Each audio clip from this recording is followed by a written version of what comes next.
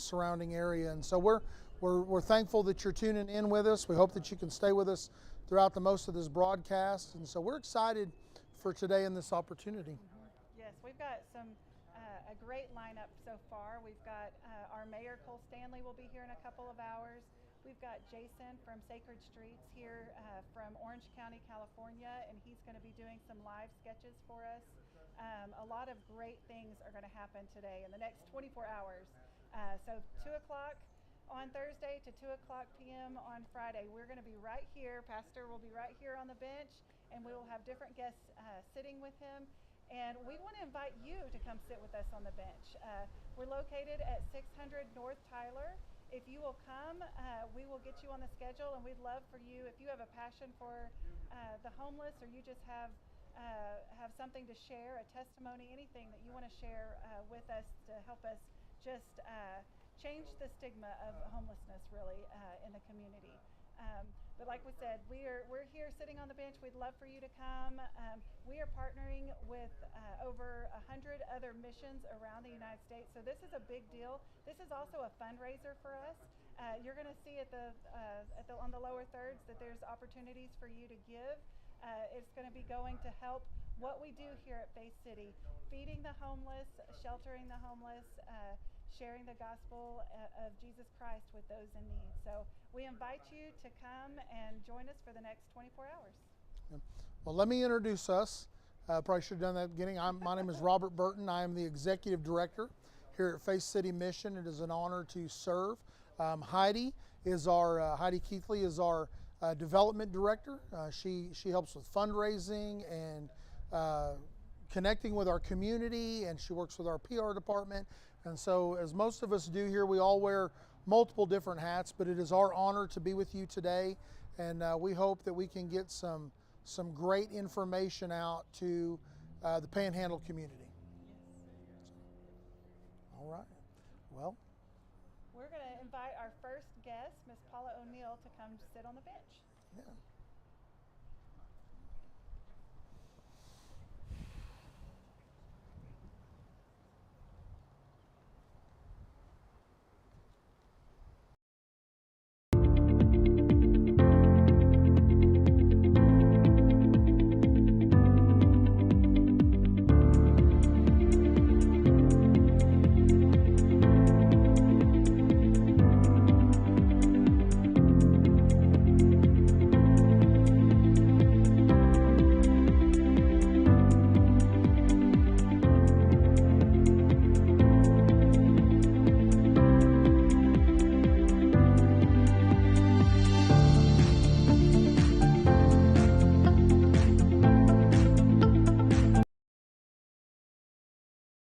Because I have my phone out, but I have my questions on my phone, so I'm not perusing Facebook. I'm not looking at Marketplace.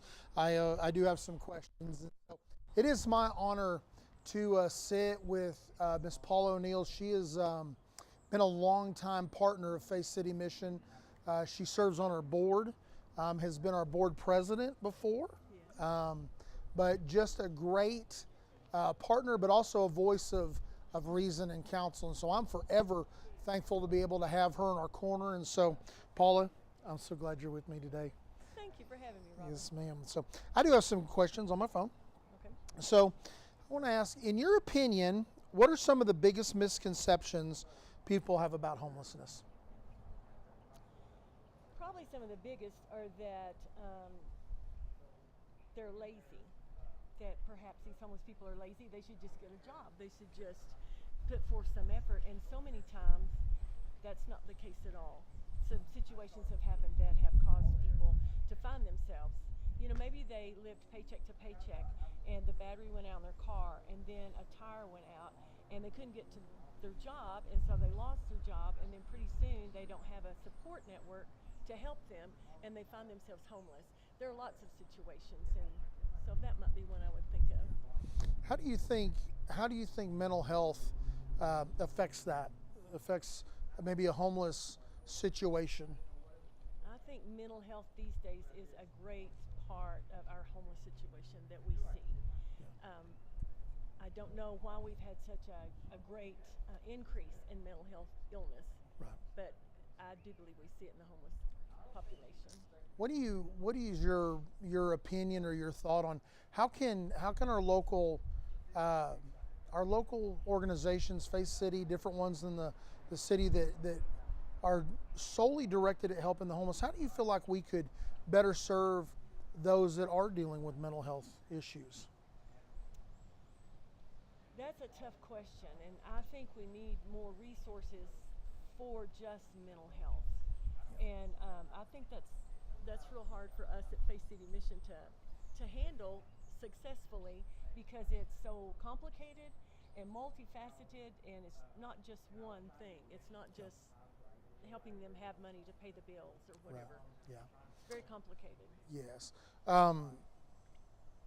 What do you feel makes Faith City Mission's purpose unique to Amarillo and the surrounding areas? I think Faith City is unique in that we are faith-based. Everything you do, everything that happens at Faith City Mission is from a heart of God's love and wanting His plan, purpose, and destiny for those that come through the door. I don't know that that's the plan, purpose, and destiny for every organization, but it's the heartbeat of Faith City Mission. And because of that, I believe Faith City is more successful because the staff and the board seek the heart of the Lord for the direction and how to go forward in what we do. Yes. In your time serving with Faith City, is there one transformation of a life that you've seen that just sticks out? They came in the front door just in a desperate, barren place, but came in, connected. We were able to get them either through one of our programs or a local resource, and you saw their life turn around. One I can think of is Rodney, and he's going to be with us later today. I think at 9 p.m. tonight. And I had the joy of working on a garden at our ranch area, and it was a labor of blood, sweat, and tears. And my husband and I were just recovering from surgery, and so we had some of the students help us dig holes and plant plants and move rocks. A lot of hard labor that we couldn't do. And we met Rodney. Rodney is an amazing young man. He had come through the store as a prison release program, if I remember correctly. And he helped us. He'd been in prison, I believe, since he was 17, on and off. So he was not educated because he hadn't been afforded that, and he didn't know how to do things. And so he was just so joy-filled at learning even how to plant a plant. And anytime we were out working, planting trees and doing hard labor, Rodney was willing to help us. And so we really got to know him through that. He has, and he's a joy to visit with. He has graduated and finished our program. He has a job here with a construction company. I believe they make cabinets. He's promoted since then to a supervisor. He has fulfilled what we hope to see at Faith City Mission, with people coming through the door that need help, and they need somebody to believe in them and give them a chance. And he had that, and then he catapulted with it. He just went forward. He's a great example of what we hope to achieve in Faith City Mission. Yeah. Tell me, what was it originally about Faith City that drew you to this ministry, and what has kept you, because you have a long tenure as a board member, as a volunteer, as a partner. What was it that drew you to this ministry, and what has kept you committed? You and Randy have been 100% committed to serving. Well, I think, actually, I know it goes back to the fact that my father was an alcoholic all of my growing up years. I lived in a small Central Texas town. He was the town drunk. He had been plagued with alcoholism all of the years of his life. It was very difficult for my mom and my family because he couldn't keep a job because he drank vodka.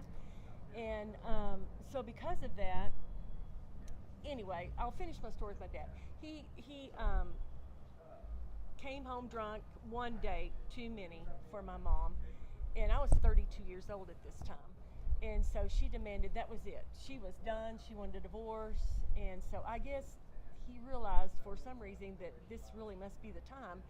And so she had called a rehab center that was about 45 minutes away from the small town where we lived. And they had an opening if he could come. So he got up drunk that morning, stumbled in, and she just was a different person and put her foot down and said, "This is the day, or I'm out. I'm divorcing you."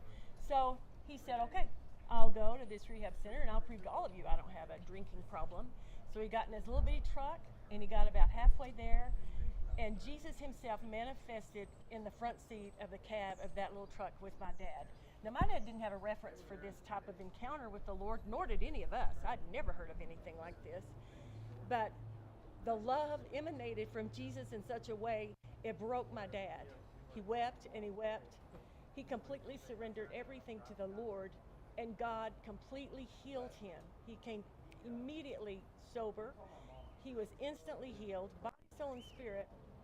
And he went on to the rehab center after that encounter, and they were expecting him. They were not expecting him sober.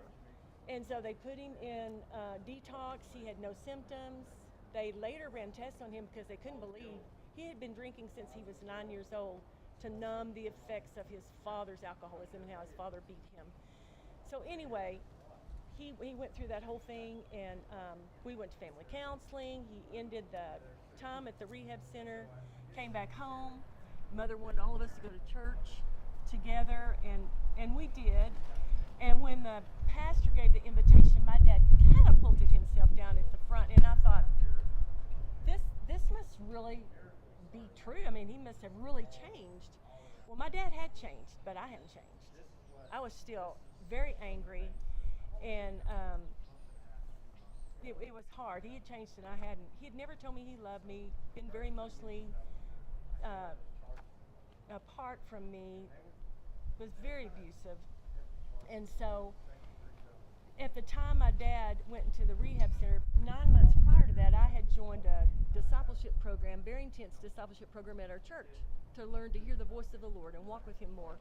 And so that went on through May. I had this group of women that were in this with me pray fervently for my dad to be healed of alcoholism. We all shared a prayer request. That was the first time I'd ever told anybody my dad was an alcoholic. So that finished in May. In July is when my dad had that encounter with the Lord. So then in September, I'm realizing I don't have that closeness with the Lord. I'm not feeling his presence. I'm what's going on? So I asked the Lord, what's going on? And he said, you have to forgive your dad. And I said, are you kidding me? I was the victim. He was the perpetrator. What do you mean I have to forgive him? This is not right. Were you not there? Did you not see? And he just calmly said, you've got to forgive your dad.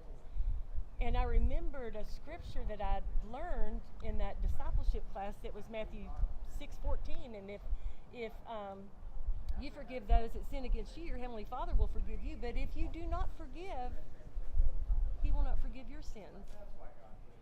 And so then I asked the Lord, I inquired of the Lord, what's going on?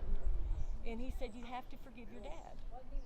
And I said, I was flippant with the Lord because that's the relationship I have with him, even did then. And I said, what do you mean? What do you mean I have to forgive? And he said, you have to forgive your dad. So I said, okay, what do I have to do to forgive him? How am I going to do this? And he said, I want you to say every day out loud, many times, as an act of my will, I choose to forgive my dad. I'm like, oh yeah, like that is really going to work. Like that is really going to change anything.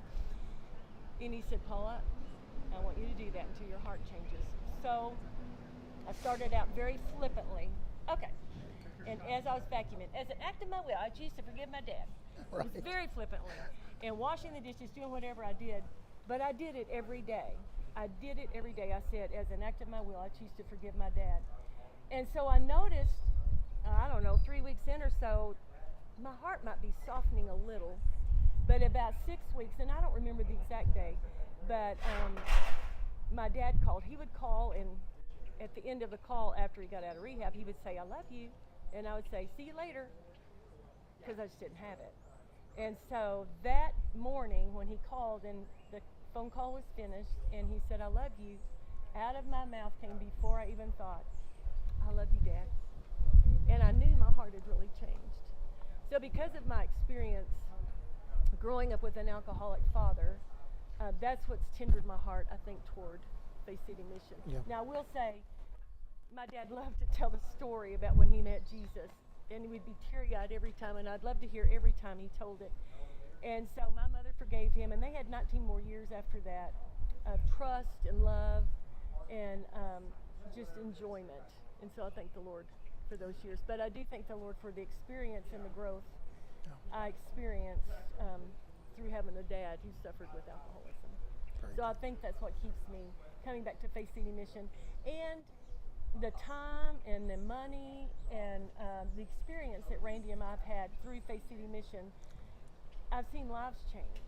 I can go be a part of numerous organizations, but I'm not seeing lives changed. Here, God changes lives. Very good. I got one more question. If there's one thing that you could share with those tuning in, what is the one message you would like for them to know about helping the homeless, the drug addict, the alcoholic, getting them to a place like Faith City? What's the one thing that you could share with them, the importance of why we want to help? I think we want to help. I think I can say this for every staff member and board member, because we see lives change. You know, it's not just a party time. It's not something to just check off on our list. We've seen numerous lives change because of funds that have been given so that we can do programs, because of people that come down and help serve food, because we serve our guests that come through the door just like we would want to be served. Yeah. We never slop food on a tray. We serve it with kindness and love. And God loves every single person on the face of this earth. Some of us are destitute and very poor. Some, have far more resources, but God loves every single one. Yeah. And He expects us to respect them as His child. So. Very good. Well, I thank you. Well, you're welcome. Thank you for your time and your not just coming down today, but your commitment and your effort to partner and your encouragement. I don't think people realize some days are hard when you're working with people that are really struggling. But there's not been very many days that have gone by that there hasn't been a word of encouragement from you. And so I thank you for that, your support for our staff and the mission as a whole and our community. And so it's been my great pleasure and Randy's to be a very small part of Faith City Mission. Well, so thank you. Thank you, ma'am. All right.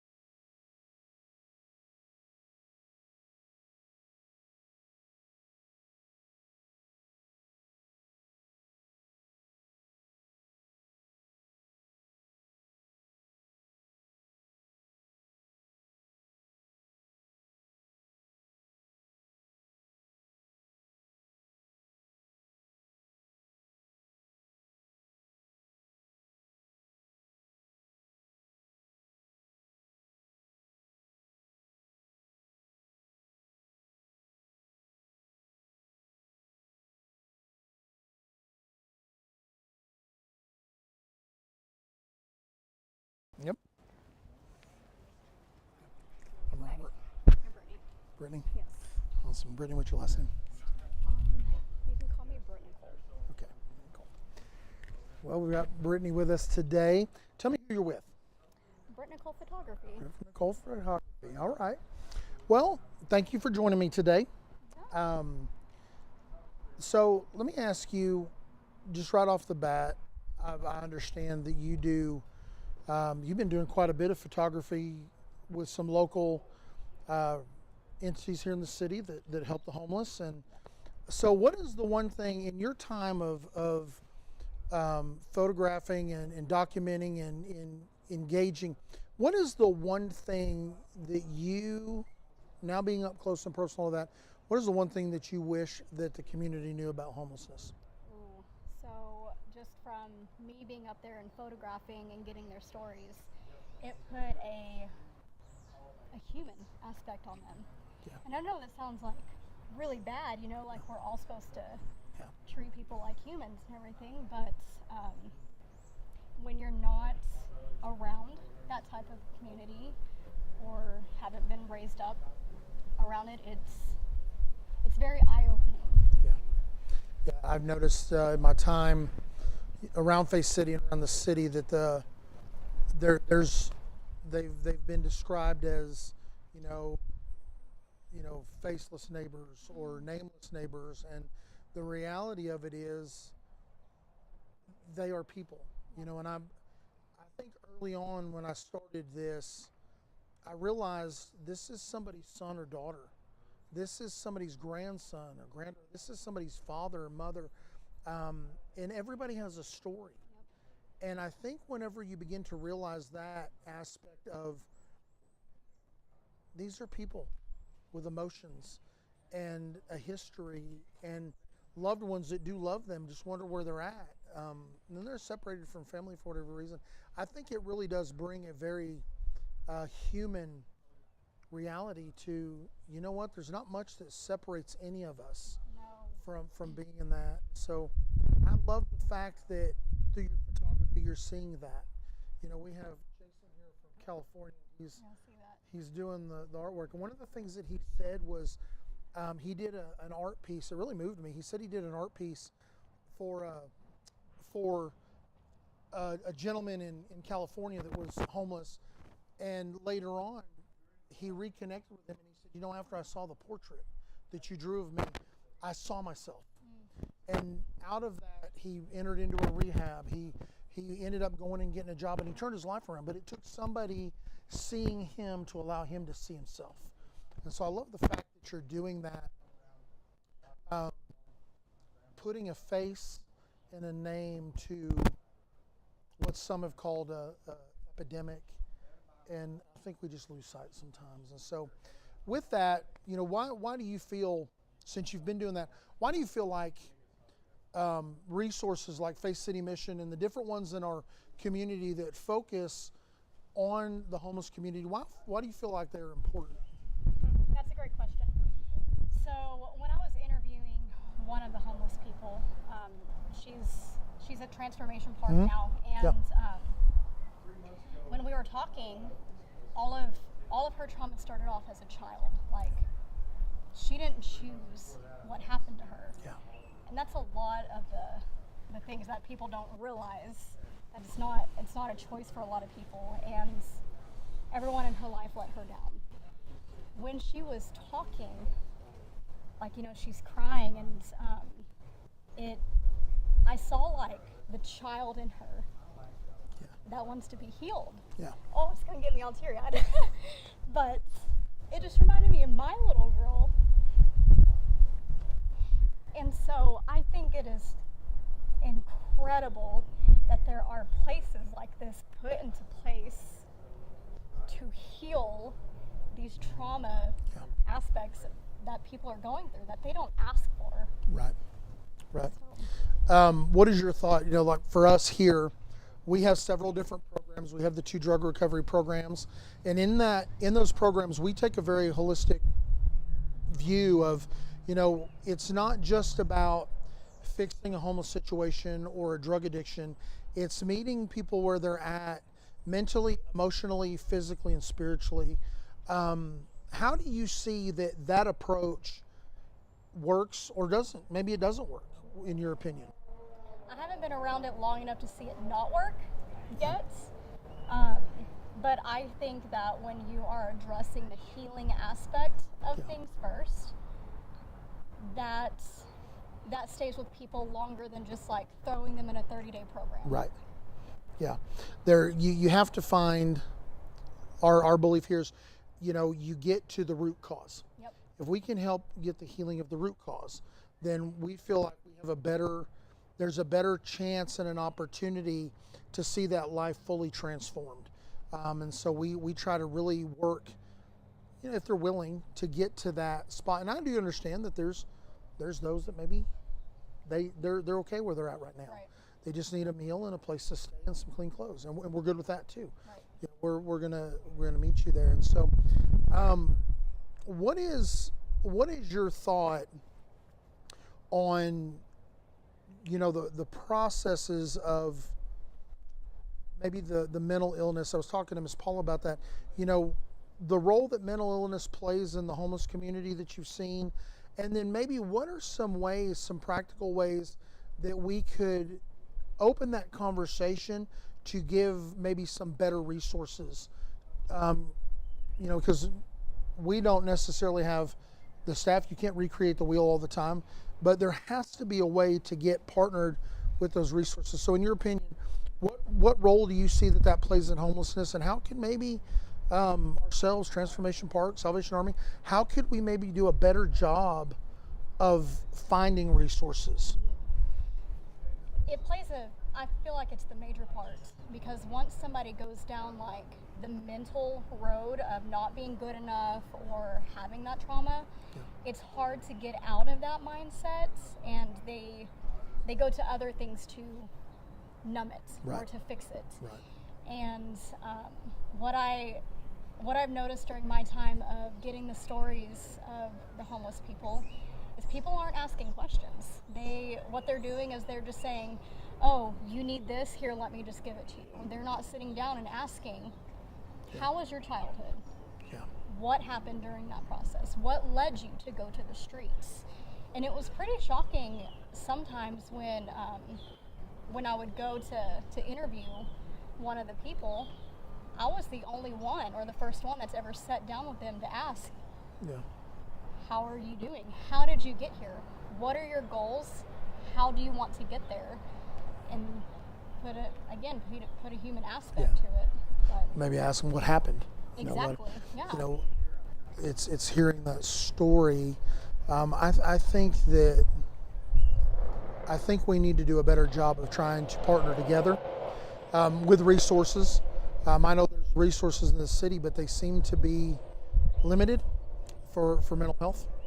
And I would love to see that breakthrough. So what would be your, as somebody that maybe isn't working in this circle every day, but somebody that you're connecting with individuals one-on-one, in your opinion, what can be done better to assist not just the homeless, but the homeless that are dealing with a mental health issue? I think finding professionals who are willing to take a deep dive into their pains and their hurts and helping them heal from that aspect. But I think that's where a lot of people hit the brick wall, because they're not going to get paid a whole lot for spending time doing that. Yeah. And I think that's where a lot of the trouble comes from. And so people just like to put a Band-Aid over it and be like, oh, you just need a meal, here you go. Yeah. It's trying to get them. I do have a firm belief there's, I can't connect with you personally or even spiritually if you're hungry physically.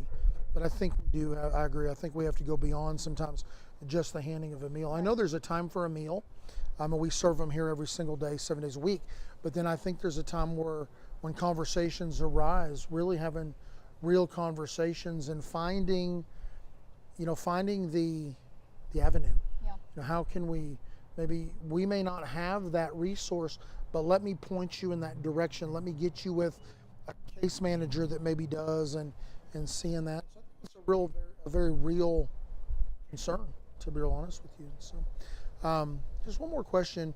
In your thoughts, in your travels, interviewing and videoing, if there's one thing that you could tell the Amarillo community that you've learned in your time about the local resources that are available, but also the one thing you would like to let them know about the homeless, the ones that are the least, the last, and the lost, that people walk by and turn their head away, what would be the one message that you would like to go out live today to the Amarillo area and beyond about the importance of resources like Faith City and just your experience? Yeah. So, what I have learned is that we are all one bad thing happening to our lives away from being in that situation. Yeah. A lot of people don't realize that a major car accident or something could just completely blow somebody's life off the line and find themselves in a situation like that. And what I've noticed is once you start kind of navigating to that side, a lot of people don't really want to, what's the right word? They don't want to really help mentally in the way. Yeah. And I think a lot of the resources could definitely be going to the counseling aspect of things Yeah. and holding them accountable for being in counseling. Yeah. Very good. Yeah. Well, I appreciate you coming. Yeah. Thank you. And we bless you in all that you're doing. Hopefully we can get you down here and show you around, Yeah. let you see the building and what we're doing, and maybe connect with some folks here that you haven't met yet. And so thank you again, Absolutely. and I look forward to seeing you again soon. Appreciate it. Yes, ma'am. Yep. Thank you. Do I just leave? Yep, that's it. That is it.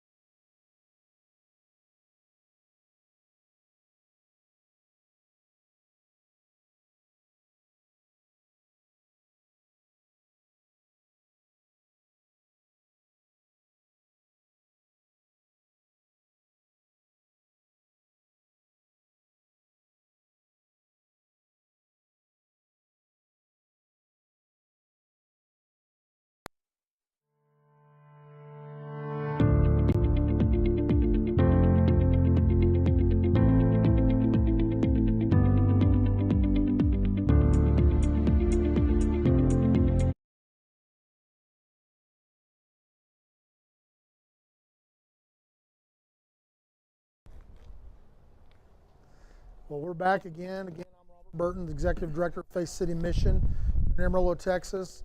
I have with us a great opportunity to interview our mayor, Cole Stanley, and so what an honor to have him here with us. And so, Cole, we'll just jump right to it.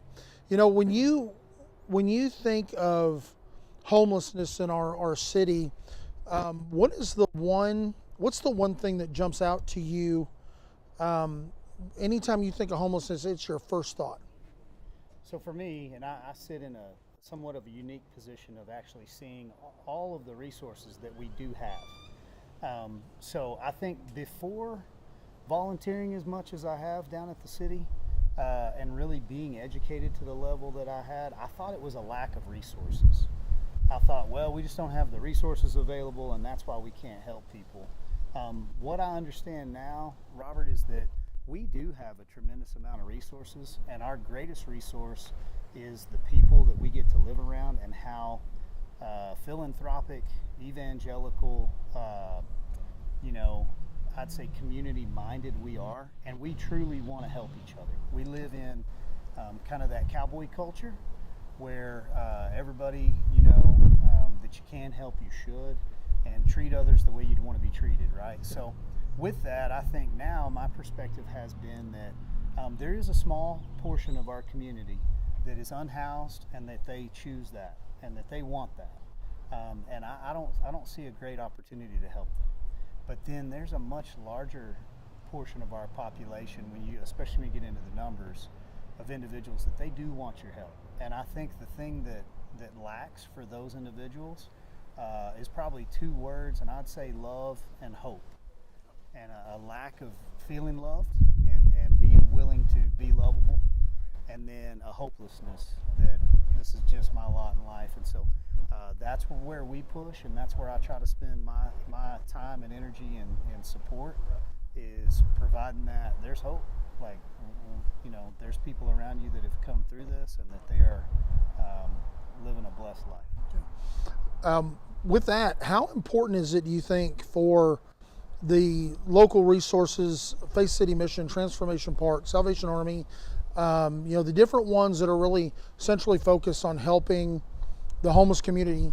How important do you think it is for those resources plus local churches, businesses to partner together?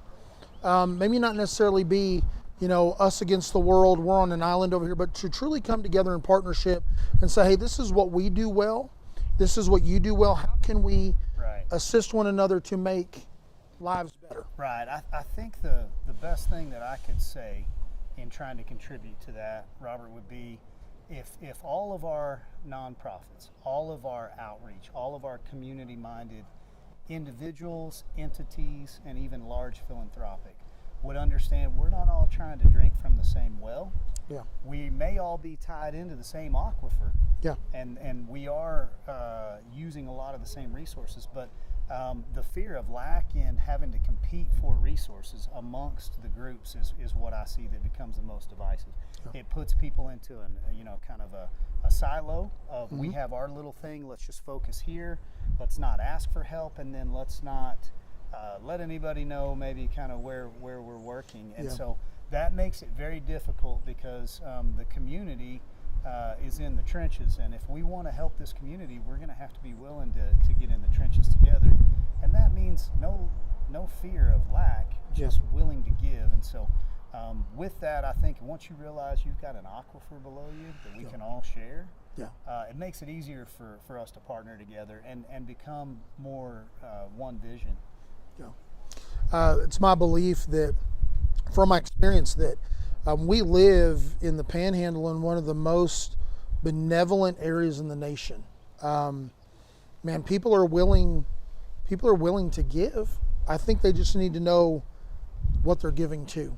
Why are we giving? And so, how are some areas that you see that we can all partner together, but also how can the community come together and help? Maybe not everybody can come down and volunteer. Not everybody could maybe even give a financial donation, but what are some practical ways that you believe the Amarillo area could help those that are doing this work? Right. I would definitely key in on a couple things. May not be the most popular viewpoint, but I think it's very practical, and I think it's factual. The number one thing that I think makes the greatest impact, Robert, is treating individuals that are in this place in their life as people, addressing them, looking at them, going up to them, speaking to them, not trying to look past or being unwilling to engage. And I know the hardest thing to give is not money. The hardest thing to give is your time. Absolutely. And so when you make eye contact, it can obligate you to a request for money. Right. And so I think a lot of us avoid engaging with our community in that capacity because we're not willing to give cash to somebody because we don't believe it will actually help them. We believe that ask is in vain because it's going to a cause that won't actually give you help. And so we get stagnant right there. But if we'll push past that, be willing to tell people, no, I'm sorry, I can't give you any money. What else can I do to help you? Well, I'm just trying to get here or there. Great, we have transit services. Let me call. Let me do this for you. Let me do that. Yeah. By the way, do you know about Faith City? Do you know about the park? Do you know about all of these others? Guy and Saunders. The list goes on and on. So there's a lot that we can do to assist, but you've got to break down that barrier, being willing to look at another human being and say, hey, I esteem you, and I'm willing to look at you and to see you, not to try to look through you or past you. And then the money is the easier thing to give, especially if you're not giving cash and you know how it's being spent. But I would encourage everybody to give a little bit of their time. A little bit of time goes a long way. Yeah, time is probably our most precious resource. You never get that back. What has been your, especially since you've become mayor, what is the one thing you're seeing now? Because you do have a different vantage point. It's really a twofold question. One, what is the one thing that jumps out at you when you start thinking about how can we help with resources or whatever? And the other thing was, you mentioned resources. Right now, one of the main things that we see is we've got and I've asked this question to everybody so far, is about mental health. Mm-hmm. You know, how do you feel that mental health really affects our homeless community from your vantage point?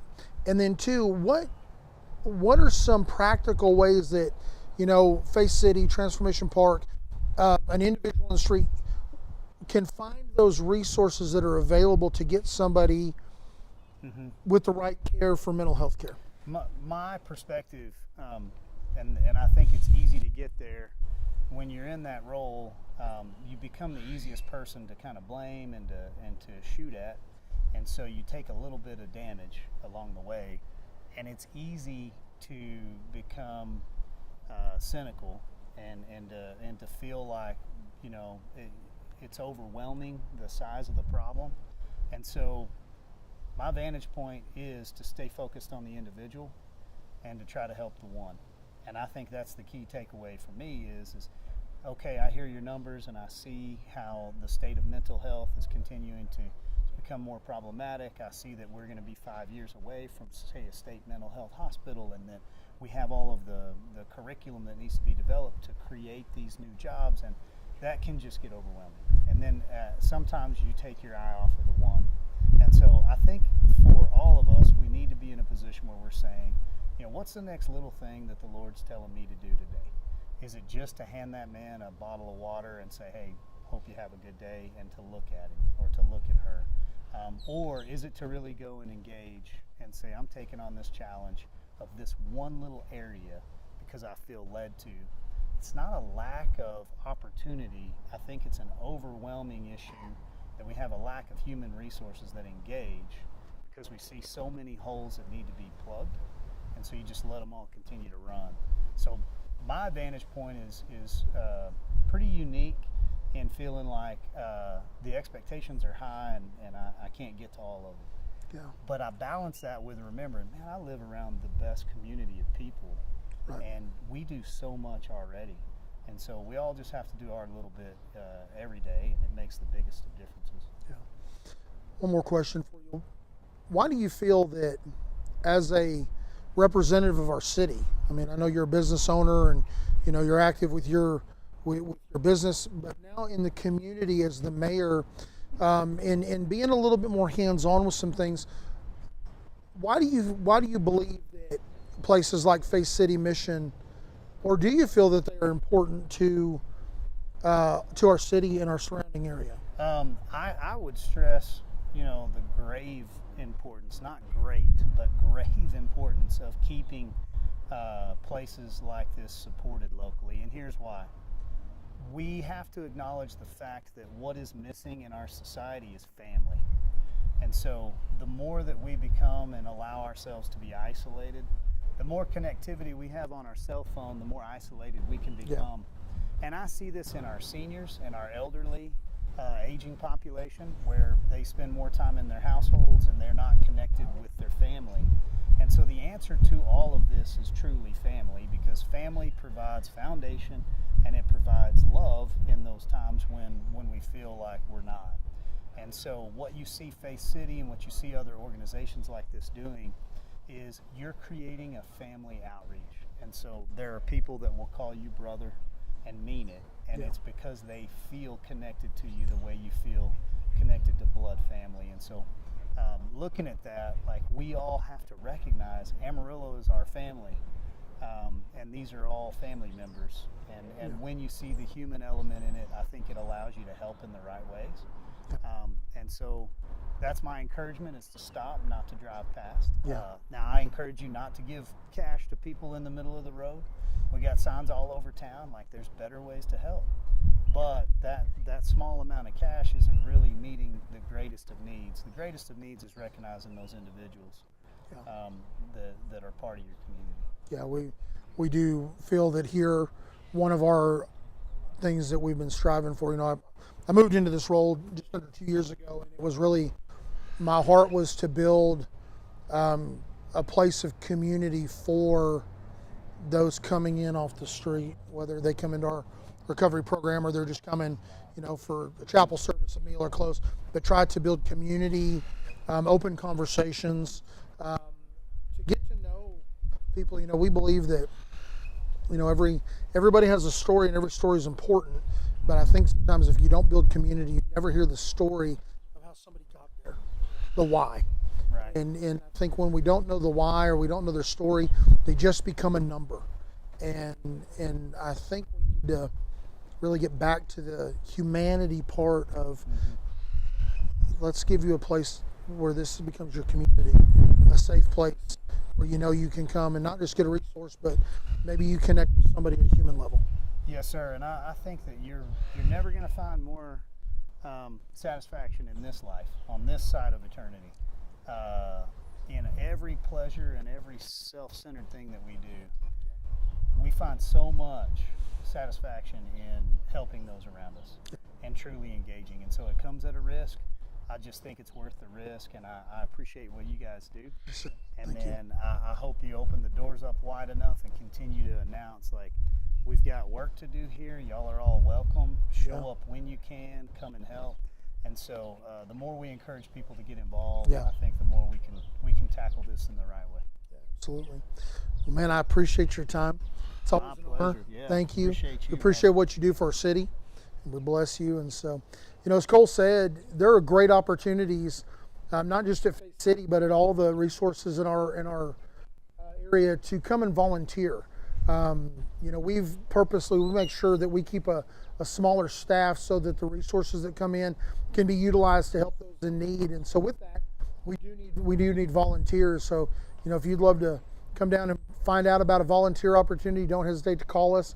You can call the main desk. They'll get you with Hannah or Macy, and we can get you in that routine of coming down and seeing really what it looks like to be a volunteer and help us take care of the mission and the responsibility we feel like we have been given and the opportunity. And so, man, I thank you for that. Great to be here with you, man. Hey, man. Thank you again. Appreciate you. Yes, sir. See y'all.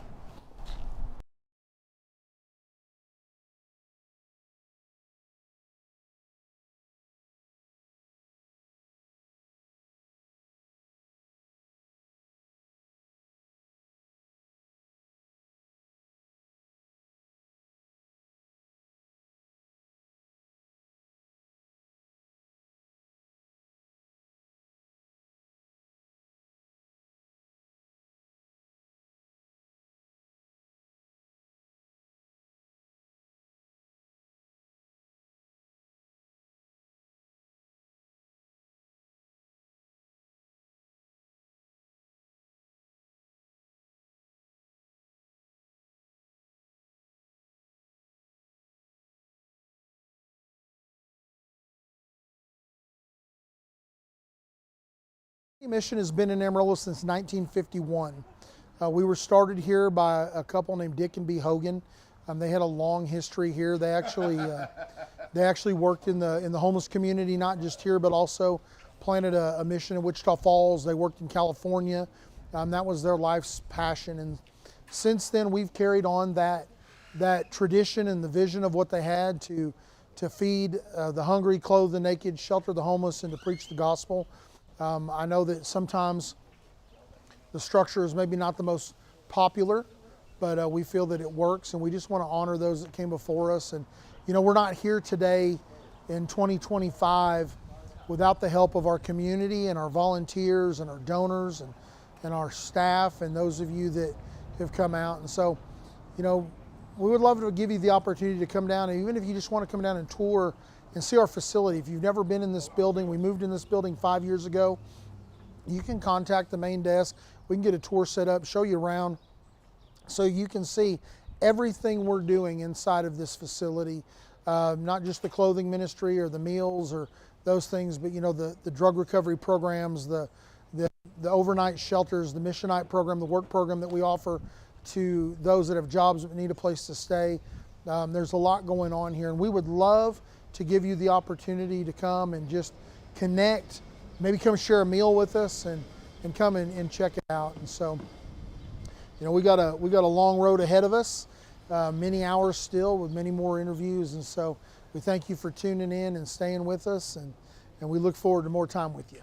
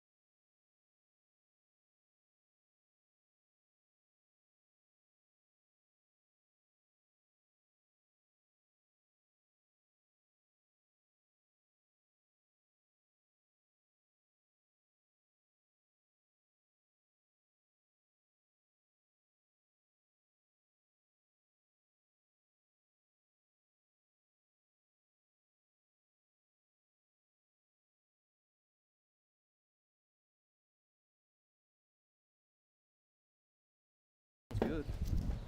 Sure, they'll let me know when I'm unmuted. I'm gonna try not to fall off the chair. Yeah. Ready? Well, I'm joined by two of Amarillo's probably more important servants of our city. Man, I thank you guys Thomas Higgins and Sheldon West for joining me. Man, I want to thank you guys first and foremost just for your service. I know that it can be a thankless job, and I know that it can seem that you are, if not underappreciated, maybe not appreciated at all. So I want to thank you. I want to thank you for putting yourself out there on the front line every single day to protect not just our city, but individuals. And so I thank you and honor you guys for that. And so I know you guys are busy, so I won't take a ton of your time. I just kind of want to ask some questions. You guys can answer them as you see fit. But, you know, today is National Homeless Day. We've partnered with 100 other missions across the nation. They're all simultaneously doing these interviews. And so I just want to kind of ask you a few questions. One, you know, what is your, from the standpoint of being police officers, what is your viewpoint and your vantage point of the homeless situation in the Amarillo area?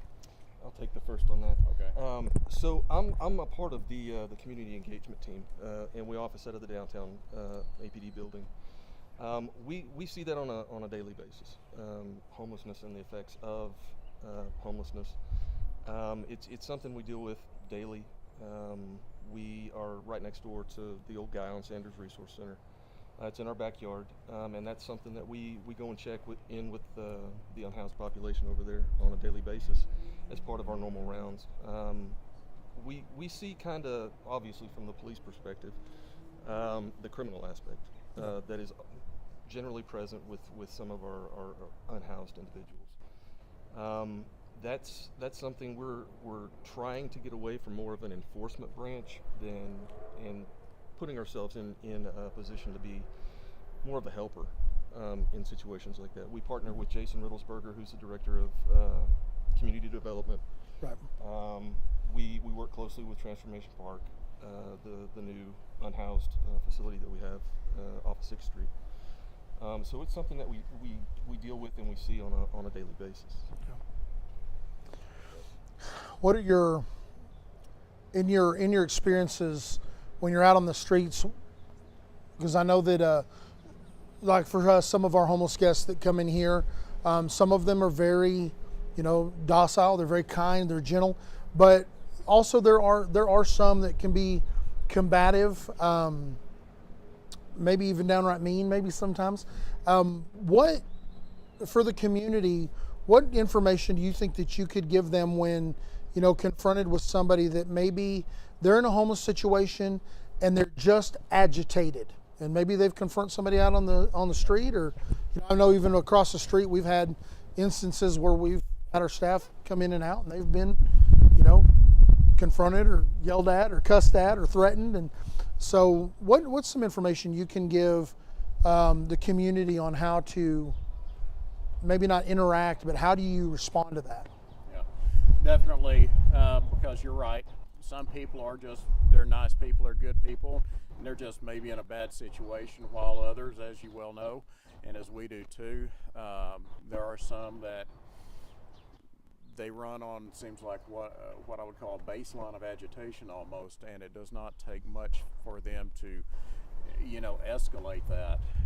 So when a citizen comes in contact with, say, a homeless person that may be agitated, my suggestion would be, you know, don't do anything that's going to escalate that situation further, you know, and it may be a case where you just don't engage, possibly. And of course, if need be, if they feel the need, they can always call us and we can come out, you know, and address that situation. All of our officers have been trained in de-escalation. They've all been through, you know, CIT courses. Of course, in the Texas, or you're in our police academy now, and this is across the state. We teach a 40-hour crisis intervention course that's required. So, yeah, on that, I would just say, you know, don't escalate the situation. No, that would be the primary lesson here. Let me touch on that CIT. We've utilized crisis intervention here quite a bit. And it's been our experience, to be quite honest, even when we've had somebody in a dire situation, that the officers that have responded have actually been very kind and gentle in that situation. Is that Do you see that across the board when you're dealing with in a crisis situation? Is that training that you guys receive? Because, man, it's been my experience that I've not seen one group of officers show up yet and escalate that to a situation where it was unmanageable, but really even in those moments be able to de-escalate and then say, hey, let's get you to a resource, whether it be the pavilion, wherever it may be. And I think it's vitally important to our community to understand that, you know, when you see somebody in a dire situation, they don't necessarily have to go and address themselves. They can call crisis intervention. You guys will come out. Absolutely. This is one thing I really appreciate about our department is that we are well trained across the board. So I have 5 full-time crisis intervention officers, but everyone in the department understands how that works. They have a working knowledge. And if they have questions, they can call us. You know, if they need help directing somebody or deciding what might be the best course of action. So very satisfied with, you know, the training of our department, and not only that, how the officers have received that training and actually put it into use. Yes, and, you know, we use our CIT group as we're the subject matter experts on that topic. So anytime anyone needs to call us and ask a question, they can. You guys can do the same, obviously. And take advantage of it for sure. Just a couple more questions. What is your thought, your opinion on how important is it in the Amarillo area to have places, you know, Faith City Transformation Park, the park, Guy and Sanders? How important do you feel that is to not just the homeless community, but to the community at large for these places to exist? I'd take the first part of that, I guess. As far as those places go, I think they're vitally important because they give options to people who are, you know, experiencing homelessness. It gives us resources for us, you know, where we can, you know, maybe have these people go get some help and get some better direction in their lives. And one thing I want to point out that's fairly new, that's opened, you know, approximately 1 year ago from now, was the Diversion Center through Texas Panhandle Centers, and that's given us one more tool on our belt, so to speak. You know, we do focus on criminal enforcement primarily, but we might have someone that's homeless that trespasses a lot. For instance, downtown, we encounter them. We can speak with them, ask them if they want to go to the diversion center as an option for jail, let's say. Or maybe the ER, you know, because we know how ERs are overutilized a lot of times for maybe problems that they really shouldn't be addressing. But the diversion center is a place they can go. They can, you know, cool off a little bit, get a snack, get something to drink, relax, and maybe also begin to receive services. Hopefully. Very good. So I'd like to piggyback off of that. I mean, the resources we have in Amarillo are great, and I can't see us without them. The Code Blue warming station that we can't have people freezing in the wintertime and stuff like that. I mean, it's absolutely essential to their, you know, safety and everything like that. So it's something that Amarillo has. In seeing other cities, Amarillo has a lot of resources that other cities might not have, or might not have to the scale that we have them. Oceans, the Pavilion, or behavioral health at Northwest. All of these gateways to assistance and gateways to trying to get back on their feet the right way. Because obviously what we see on the enforcement side is kind of a revolving door of arrest. It's just trespass, and that's not what we want to see. We need these, because that doesn't benefit anybody. It takes us out of service when we could be handling an actual, you know, emergency and stuff like that. But it's not good for the people that we're arresting either. It doesn't do them any good to go back to Potter County, where they stay for 2 or 3 days, and then they got to walk back to wherever they were. So that doesn't help us in the grand scheme of things. So the Guy on Sanders Resource Center, and I know it's closing, but Transformation Park, all of these areas have resources that these people can use and utilize and get back on their feet.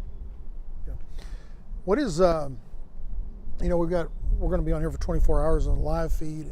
What is the one thing that, you know, as the representative from Faith City, that we could do at our level that would assist you, that would, you know, if there's something we see or something that maybe we could do to maybe alleviate some of that on our end, where, you know, instead of trespassing somebody, you know, what would be the direction before we call, you know, APD, that you would say, hey, that would help us in this manner? What is something that we could do at our level?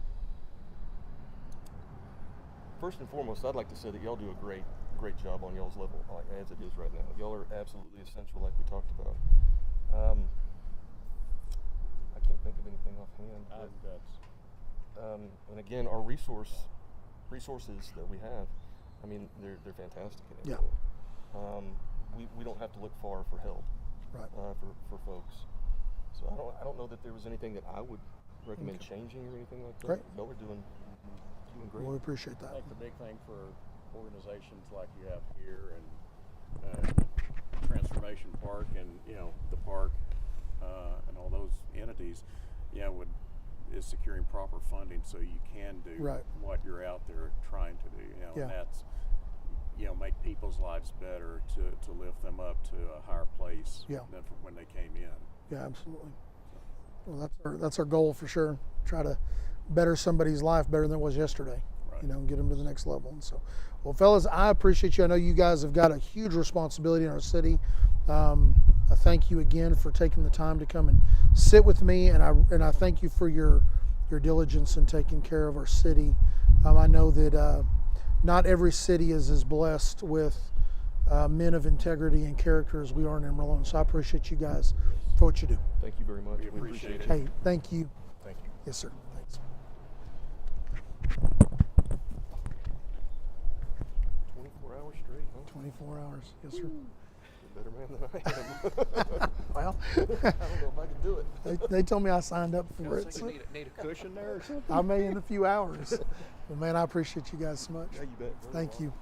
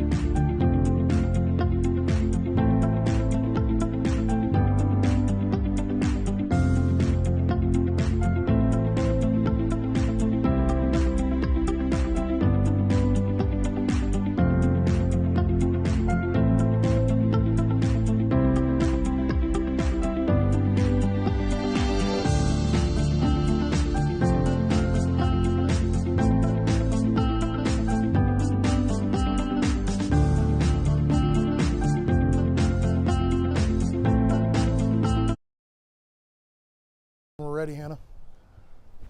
Well, I've got James Kepley with me. James is he is one of our men from our program here. It's the Hope for Men Recovery Program.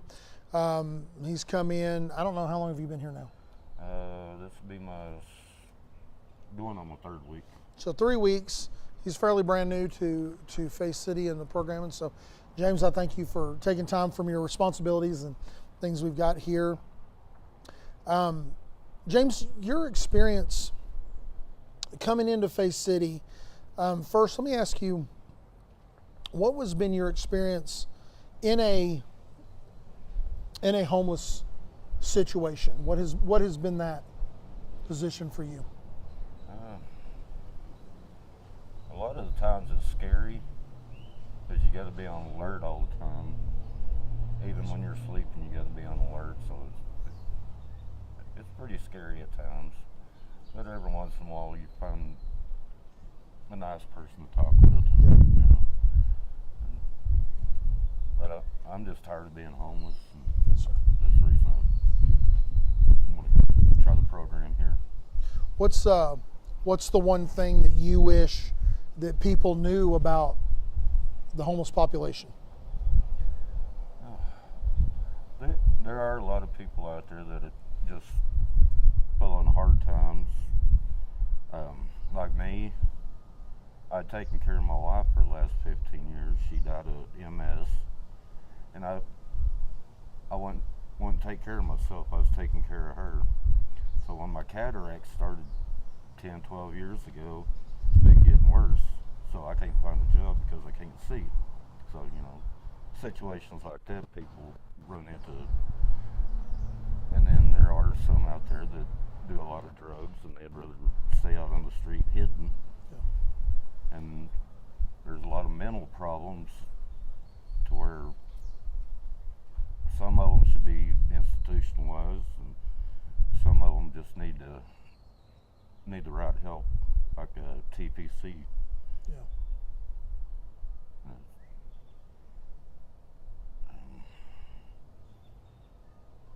There are a lot of us that really don't like being out here and want to change. Yes, sir. And I'm trying to get God back in my life and get that big change going. Yes, sir.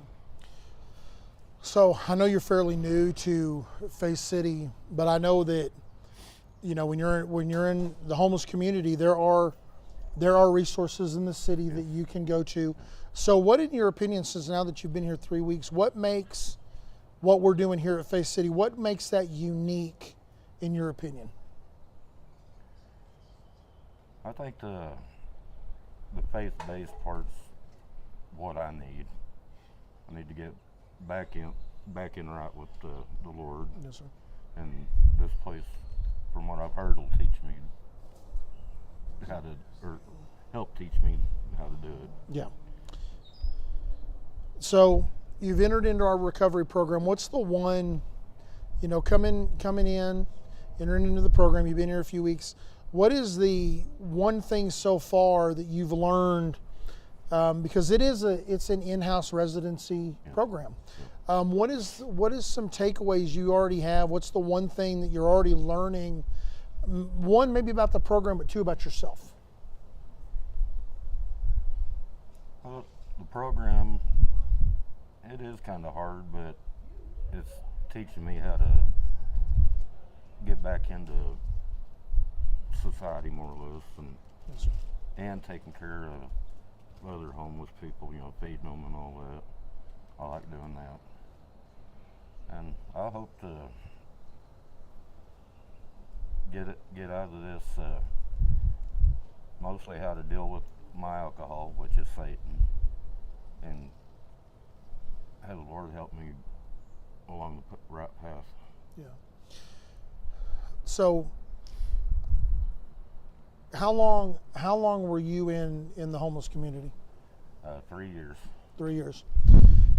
And so, in those 3 years, I'm sure you've got to learn. You're learning not just how to survive on the streets, but you're learning. You've got to learn, where the resources are. Right. Where can I get a meal? Where can I take a shower? Where can I have a safe place to lay my head? So with that being said, what is it that, the different organizations in Amarillo, Faith City, the other ones that are essentially focused on helping the homeless, what is it that we can do to better communicate with the homeless population? Hey, there is a place where you can come and get a meal or clothes or a shower or a place to lay your head. Probably best way would be to get out there on the streets and spread the word. I mean, I've heard of this place. I heard good and bad, but from what being in here, the bad was a lie. Right. Yeah, I think you hear good and bad about all of the any place that's offering service. I'd say just getting the word out would help. So let me look at some of my questions here for us. So being here now for 3 weeks, what gives you hope moving forward? Even just in the short time you've been here, every morning when you wake up, you see that glimmer of hope that I can take the next steps. What is it that gives you hope now that you're here? I'm feeling better, not wore down, hungover, whatever. I'm feeling a lot better, and I'm setting some goals for myself. Yeah. And I'm going to make it work. Let's talk about that a minute. You know, a lot of the times the misconception, you know, when you see somebody that's on the streets, they're homeless, you know, whether it be mental health, drug addiction, or just they fell on some hard times, sometimes the misconception is that that's a lazy individual. They just don't want to get out and get a job or do something. You and I know that's not always the truth. But now you're setting some goals. So what are some of the goals that you're going to set for yourself while you're here? And how is it that, you know, our community can look into Faith City and say, hey, that's a guy that I'd like to help? What are the goals you've set, and how can people help you do that? Right now, I'm working on getting my cataracts taken care of, getting my knee worked on, and dental work. Yes, sir. I'm working on that right now, and learning more about, or relearning more about the Bible and Christ, and eventually get back into the work system. And Yeah. I like working. How old of a fellow are you? 58. 58. You still got a lot of years ahead of you. Yes. Yeah, you still got some good years. And so, you know, what is it you would like to let the Amarillo area know, you know, since you've been here? Why is a place like Faith City been important to you? It's I guess relearning, or learning how to relearn stuff. Because I've studied the Bible, I've gone to church, all that, and then I dropped off, and then I study again, drop off, and I think this is getting me more into back right with the Lord, and it's teaching me that giving back to the community is good, or essential, I guess. Yeah. So for those that don't know, everything that we do at Faith City Mission is free to the community. We don't charge for anything here. We don't charge for our programs. They're both 12 months, the one for the women and the one for men. The only thing that we do ask in return is that there's some give back hours every day. They usually equate to about 8 to 10 hours a week. And so one of the things that we do during our give back hours is that's when some help prepare the meal, and then there's guys that help serve the meal. They make the plates, they put them on the table, they serve our guests with us. And so what that does, and the reason we do it, is we believe that one of the greatest aspects of healing is to minister to somebody out of your greatest need. And so when you can put yourself aside and you can meet somebody where they are and see them in their humanity and in their need in the moment, what it does is it begins to bring healing to the soul of these men and women that are here, realizing, you know, the outcome is much bigger than just a program, that they have an opportunity every single day to impact somebody's life. A kind word, it's not just about the meal, it's a kind word, it's a handshake, it's all of those things combined. And so when our student body, they get involved in that, we see them flourish in that, because it's no longer them. They see the bigger picture of taking care of somebody else that can't do anything in return for them. Same thing for our staff. You know, it's when you can help somebody without an expectation of return, then you're truly doing the purest form of work there is. And so, you know, we appreciate our students that come out and help us. And so, what's the one thing you'd like to tell the Amarillo community that if you could tell them anything about either being in the homeless community or being here now, having a new lease on life, an opportunity to not just get your physical body fixed, but you know, that transformation of your life to go on to the next level and live successfully, what's the one thing you'd like to let Amarillo know? Well, that's helping with my mental how I'm thinking. Plus, it's helping my soul. Yeah. Because a lot of the homeless that come in here for meals, I know. Yeah. So I get to give back to them and give them hope also. Yes, sir.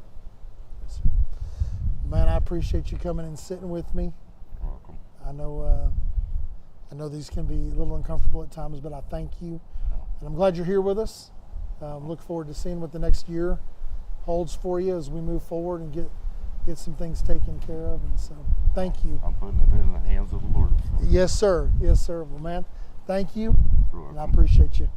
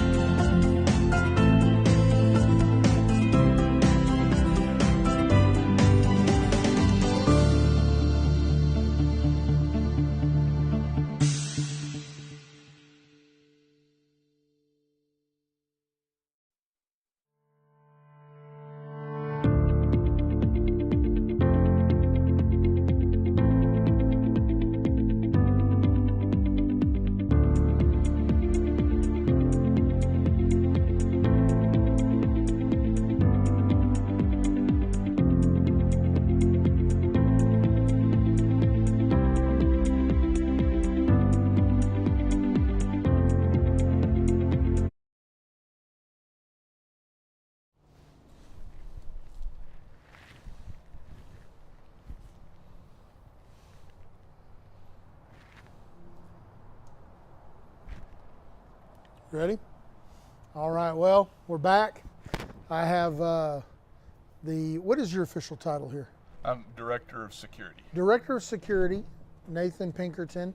But we also have the added bonus of not only is he part of our staff here and a vital part of our staff, but he's also a graduate of our Hope for Men recovery program. Came in on the surface, he looked much like he does now, but under that surface was an absolute broken man. And we've had the opportunity and the privilege to watch him grow and to not just as a part of Faith City, but just as a man. Moved his family up here. He's got his wife and his kids here with him now, and he's thriving. And so, Nathan, I thank you for joining me today. And I know that you have responsibilities on the other side of the property, and so we're going to take some time. But, let's just jump to it. As somebody that came up really to join the recovery program, what is it that you feel is the most unique thing about Faith City and those programs? The thing that spoke to me, and I can't speak to the uniqueness necessarily because I don't have experience with other programs necessarily, but the thing that spoke to me the most is that aspect of service, the fact that our primary mission here is that we're a homeless shelter, that the people that are in our recovery programs work our way through the program by serving in the mission, by being able to serve our homeless community, to serve our fellow man. And the very first job that I had when I came into the recovery program, and that everybody mostly, is to wait tables for our homeless guests. Yeah. When we serve them lunch, and you meet them and you know them on an individual basis, and as someone who has never dealt with homelessness myself, but with the way my life was going at the time, I was just a hair's breadth from it. Yeah. And being able to see that and see the people as people, but also see what it is at the root of what our service is to our community, that's one of the things that when I got to a point that I realized what was happening with my life and with my recovery, that I realized I called my wife one day because I lived 800 miles south of here until after I graduated, and I called her one day and I told her, I said, when I graduate, I want us to move to Amarillo. At the time, I figured that I would remain attached as a volunteer or whatever, but I knew that for my own recovery, this is where I needed to be, but B, I loved what we do, the service aspect of it. And so I think that's the answer to your question, is what, the uniqueness of it is the service. It is what we do for our community and how we roll that into the recovery of the people that work with this, in this mission, whether they're the students or the staff. When we come in, our Savior said that He didn't come to be served, but to serve. Right. And when we come in as students of our recovery program, and we're put in that very first position of setting the table for somebody that may not have had a shower in a month, and you're serving him, and you sit down and say, how can I help you? Can I get you a refill? Do you need salt and pepper? And you give them dignity. Yeah. It's hard to be prideful in that moment, and for me, that was the source of my problems, is pride. Yeah. And that whole aspect of that was what I fell in love with this work and this mission. And then when a job opening came up, obviously I had to put my name on it. Yeah, that's probably the most vivid thing I do remember of your time in the program, was that right away you wanted to serve, and you wanted to serve not just the other students in the program, but you wanted to diligently serve our homeless guests, and you really adapted to that very quickly. What's the one thing, because that's especially when you've not come from a homeless situation, but now you're in a recovery program that is in a homeless shelter, and you are face to face with the reality of homelessness is real. What was that experience for you, realizing that, man, there is a face and a name to every homeless individual out there? It's a thing that I guess you understand that intellectually, but it's a whole different deal when you're greeting them at the front door, and in my role after working in the dining hall, y'all moved me to security, which is what I now do. But it's we greet them at the door. We make sure that they don't have anything, contraband or weapons or anything. But then we have them bring their possessions to our closet where we lock it up for them. And this, for a lot of these people, is everything they own in the world. Yeah. And we give it a place of security while they go get something to eat and they go and stay the night or whatever the case may be. And it's that intimate familiarity with somebody. Yeah. That he's putting his trust in me. And I'm a broken man. I've come here because I need help, and all of a sudden these people they're looking to me as the person that's going to keep their belongings safe, that's going to keep the door secure against anything that might harm them. And I've got to live up to that responsibility. But it puts me in this position where I get to know these people in a way that, like you say, there's a name and there's a personality, there's an identity there, and that identity is child of God. But we don't see that from 70 miles an hour down the road. Yeah. We might intellectually understand that's somebody's brother, that's somebody's daughter, that's somebody's loved one. Yeah.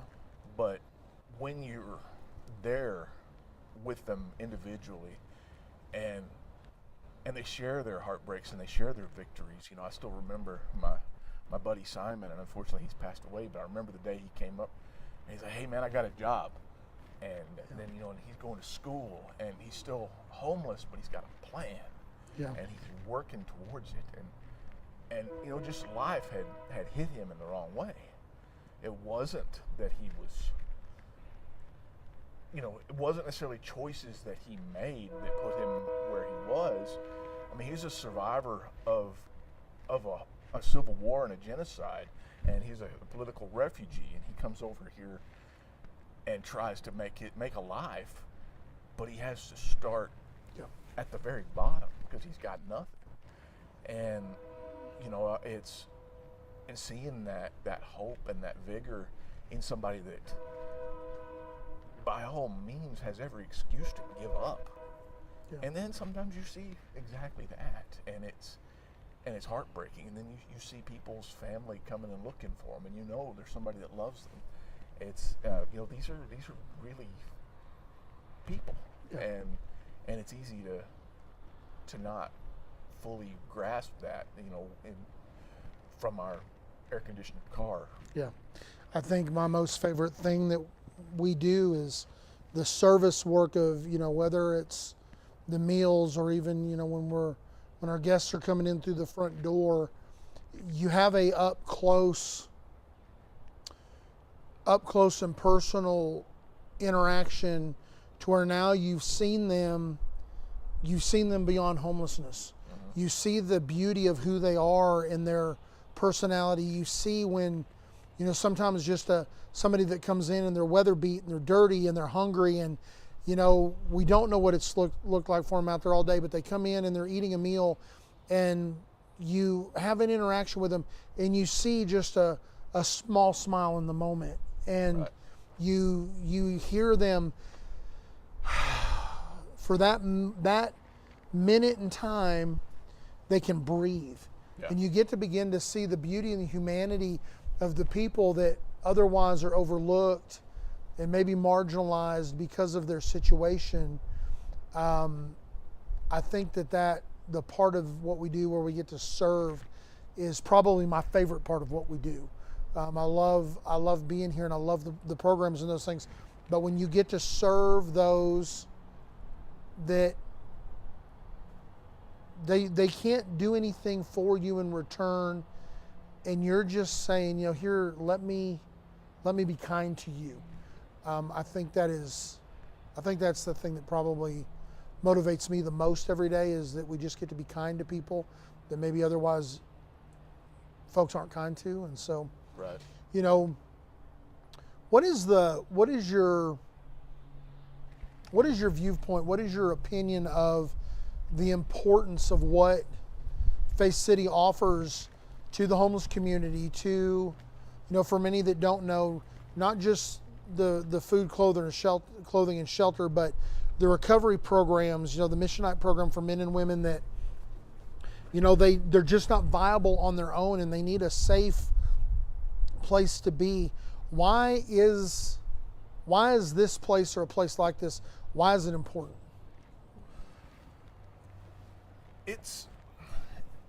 There's a lot of facets to that question, and it depends on which one of those aspects you're talking about.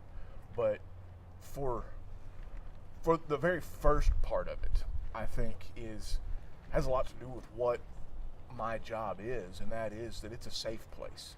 It is a place where people can come in and not be worried about having to look over their shoulder. They don't have to worry about there being drugs and needles or whatever just wherever, even though it may be just outside. Inside here, it is a safe place, and it's a place where you're going to be treated with respect. You're going to be treated as an individual and a human being, and it's a place where those that are in the recovery programs are able to, again, be safe and have difficulty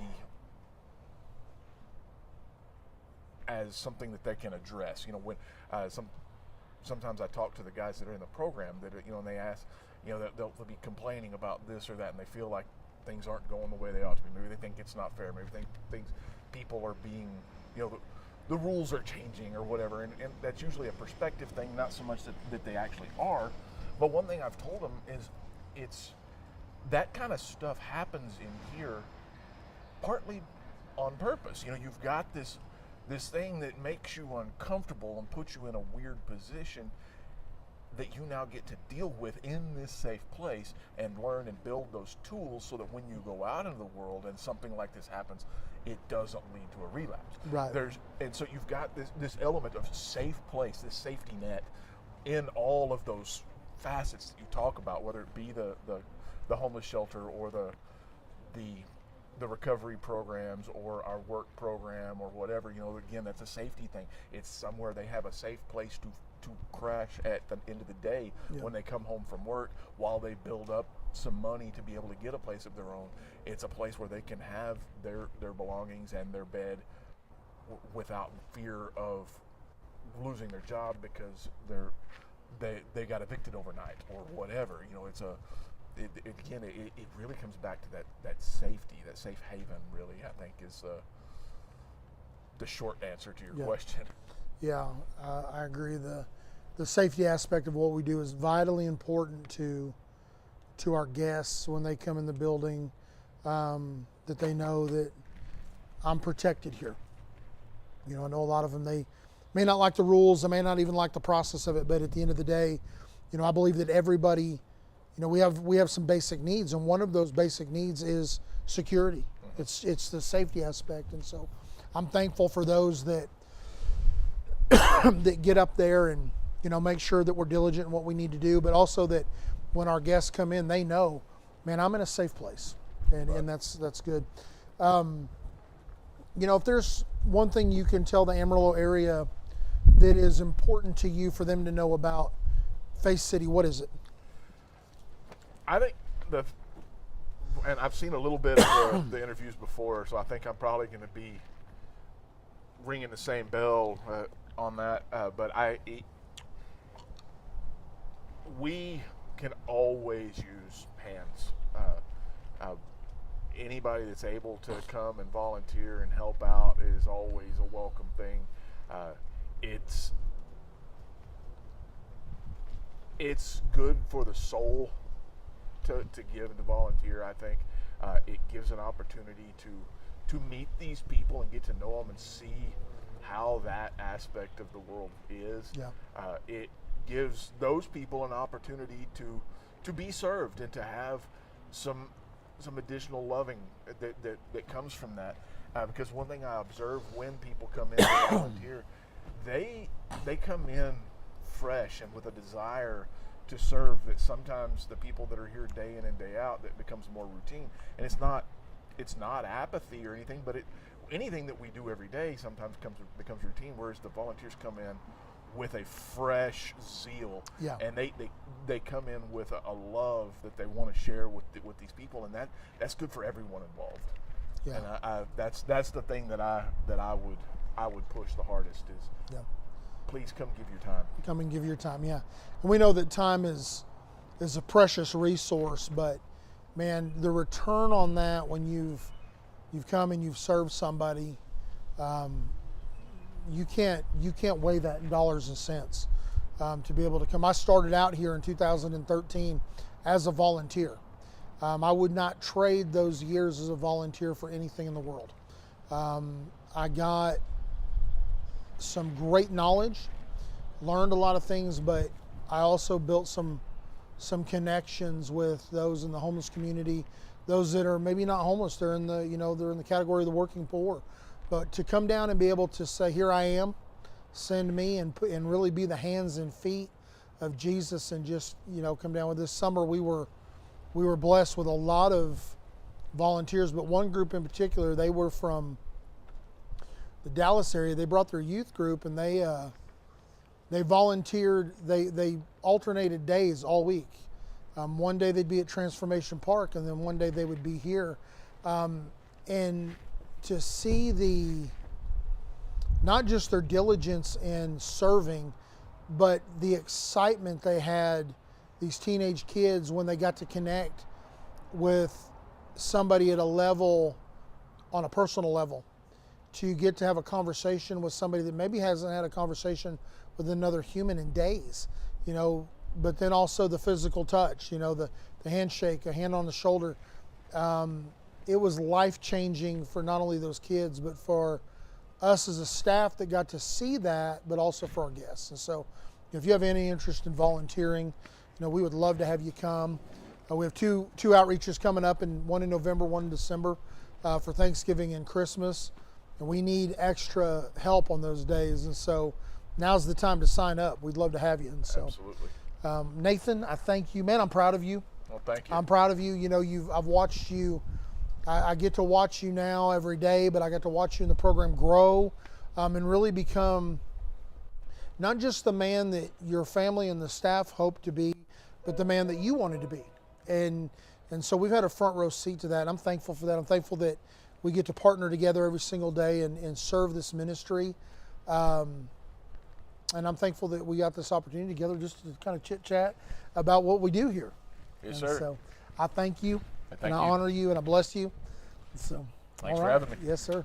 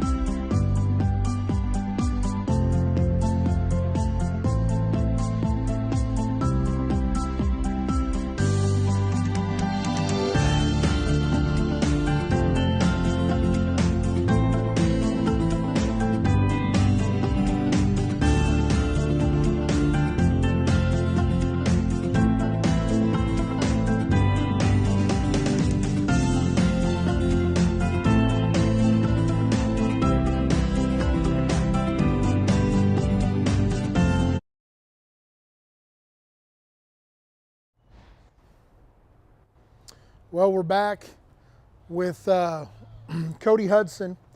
Cody is one of our case managers for the Hope for Men program. We met, it's been several years ago. Cody actually had come into our recovery program. Pretty dark individual when he came in, and I've had the opportunity to watch a life literally transform before my eyes. I was at a place, Cody had been here, he had left prematurely from our program. I think he may have left out of this courtyard. I think he jumped the fence and left. It happens. But I was in a place where we had just seen a lot of brokenness and despair. And I had been praying, I said, Lord, I need to see a miracle. I need to see a breakthrough. And shortly after that, Cody reached out to me through Messenger, and we started talking, and then we connected at a meeting one night, and we were able to finally get face to face. He serves at the church that I pastor as well. And Cody, I can tell you in all seriousness, Cody is a walking, talking miracle. And so I have this is a great opportunity and honor for me to sit with him. And so Cody, I welcome you. We'll get right to it. You do a lot here with case management, but I want to kind of back up a little bit. You came from a good home. Mm-hmm. You had a pretty solid structure in your home, God-fearing people, some great opportunities, but somewhere along the way, Cody lost his way, and so with that, I think at one point when I met you, you might have been living in your van, and so what I want you to kind of share first your experience with homelessness, what that looked like for you, maybe what led you to that, and what did that look like for you, and why was it important for you to try to find a resource to get out of that? Okay. Leading up to it, man, that's a long road. I think the first element of that was that I was a pretty hard-headed teenager. I wasn't trying to hear anything from anybody. I thought I had it all figured out. I was chasing that rock star dream for a long time. Kind of put all my eggs in that basket, and then I got caught up in that lifestyle more than the music, and then that's where things kind of started to unravel and go the wrong way. So of course I developed some struggles with addiction, and that's really what led to the homelessness. The addiction led to the homelessness, and then the homelessness is such a hopeless feeling that it kind of fuels the addiction. So once you get caught in that cycle, man, I'd almost say it's impossible to get out without some outside help. And the deeper I got into that, the more I knew that there was no way on my own that you can recover from that. So I knew I needed some help. And I know that you were with us at Faith City 2 times, short times each time. But in that time, I know we've had these conversations privately, but in that time while you were here both times, what was it that maybe impacted you to say, there is some hope?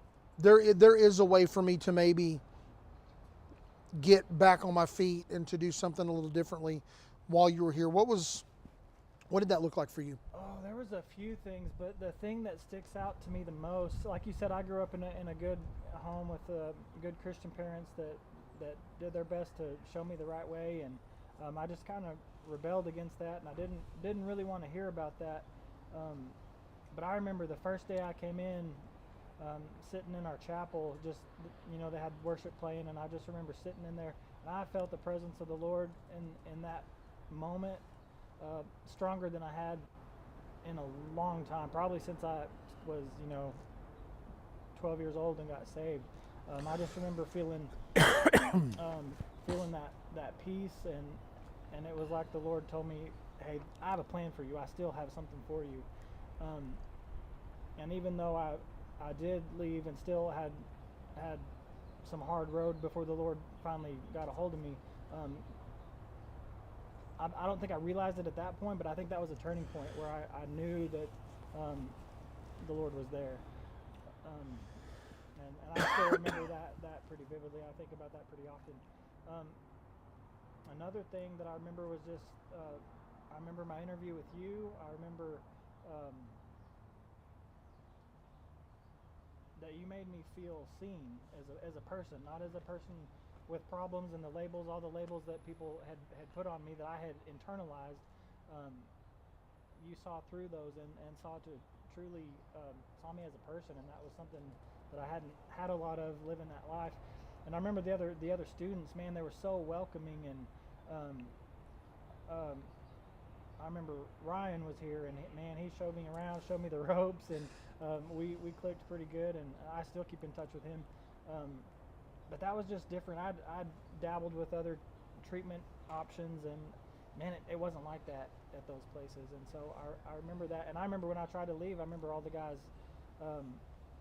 trying to talk me off the ledge. And of course, once I made that decision, I wasn't trying to hear it, but they all rallied around me and really tried to talk me into it.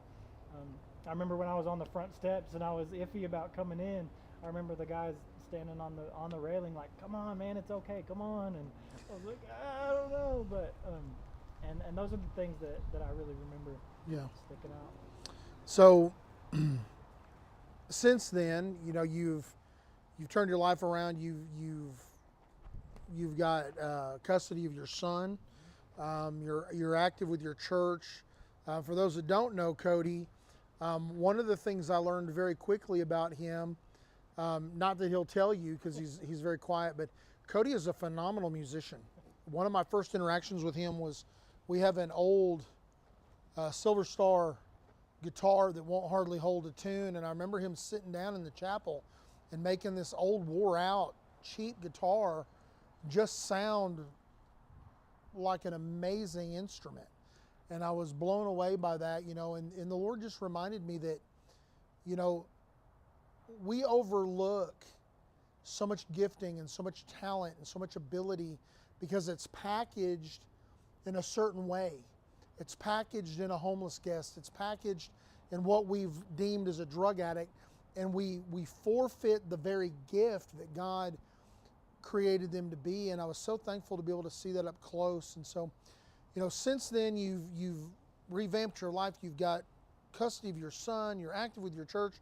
You're a case manager here, working every day diligently with our men's program, and you see men from every walk of life. What is it about your position here at Faith City that motivates you every day to get up and do what we do? Oh man, I love what I get to do every day. A big part of that is just that the Lord could take the mess of a person and the mess that I made of my life that I was, that He could take that and restore it and make something beautiful and meaningful and purposeful out of it, is huge. And that He allows me to take the mess that I was in and help other people get out of that mess and show them that, hey, the Lord can do this if you surrender to Him. There is a way out and there is hope. And like you said, I get to see all kinds of people. You might have an idea in your head of the kind of people that come to us, but man, we've seen people from all walks of life. Addiction doesn't discriminate, and but I get to see guys come in broken just like I was, and we just get to love on them and watch the light come on, and then you get to watch the Lord restore everything back that the enemy took from them, and then you get to see them take other guys, the newer guys, under their wing, and it's just this beautiful cycle that you get to watch, and I get to do that for a living. Like, come on. Yeah. Why do you think that organizations like Faith City are important to the Emerald area?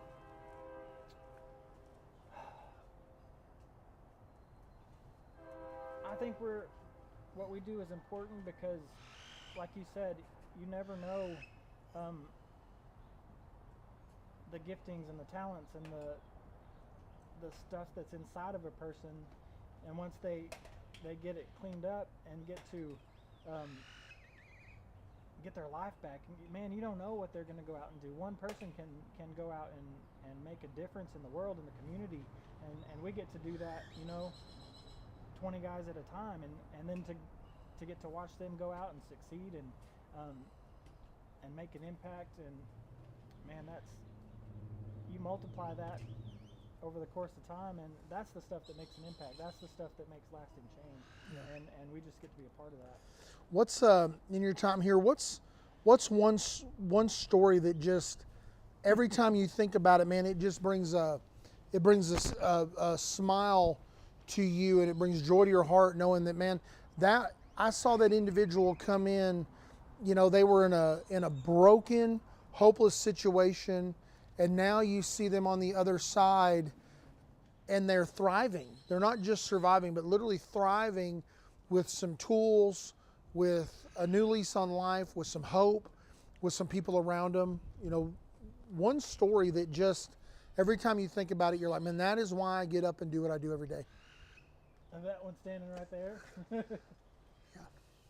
That's, man, on the days that I'm struggling, that's one that helps me keep going.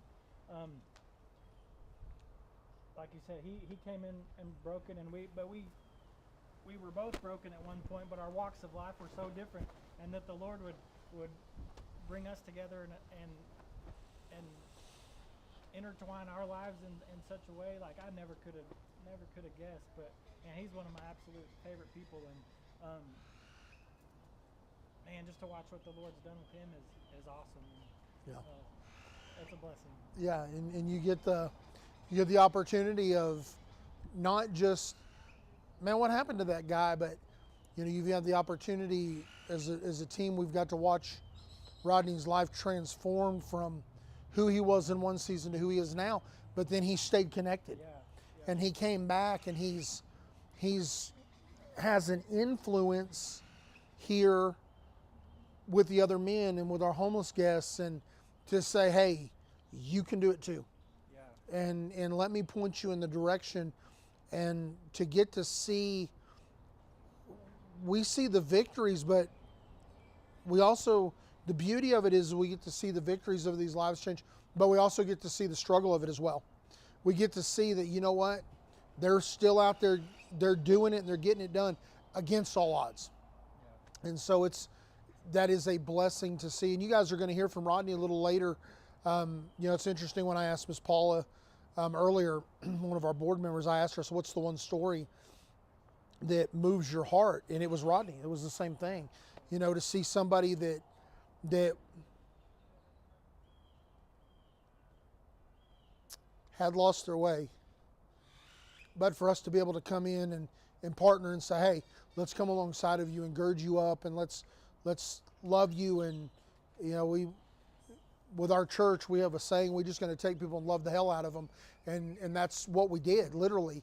And so it's a beautiful thing. And so, Cody, what's the man, if you could tell the Amarillo area and the surrounding counties, the one thing you'd want them to know about homelessness, drug addiction, Faith City Mission, what's that one thing? If you could communicate anything right now, what would it be?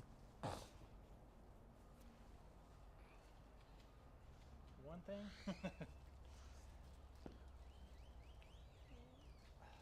If I had to choose one thing, it'd be that there is hope. Addiction and homelessness, we kind of get these ideas in our mind of the type of person and the type of choices they've made that got them in that position. But man, life just happens sometimes, and through a series of events, man, people can find themselves in places they never thought they'd be, and so just getting to interact with them on a personal level, and knowing that every person has a story, and every story's different, but there is a way out of that. And like I said, that once you find yourself in that position, it's hard hard to get out of without an outside, without some kind of outside help. And so we get to be that. And man, it's just such a blessing to be a part of that. And just that people know that we're here. You know Yeah, what I mean? absolutely. It's an honor. You know, I made a trip to Wichita Falls to the mission there. When you walk in their front door, right on the wall as you walk in, their executive director had a paint on the wall there. It says, everyone has a story and every story matters. And when I read that, it moved me to a place to understand, you know what, sometimes we just got to get outside of ourselves and realize that there is a story behind every guest that walks through the doors of Faith City Mission, and that story matters.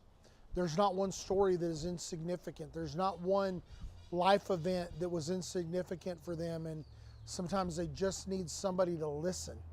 And so that's one of the things I love, is the fact that we get to sit, we get to listen, we get to help find resources and point them in directions. If we don't offer it here, we can point them in the right direction with the right people to get them the help they need. And so I think it's an honor to be able to do what we do, and it's an honor to, you know, for myself to be surrounded by, I think the misconception sometimes as a staff is, well, you know, those are folks that are all, they got it all together, they don't know. Well, most of us do know. Most of us have been addicts, and we've been homeless, and we've been there. And so to be able to come alongside somebody and say, hey, me too.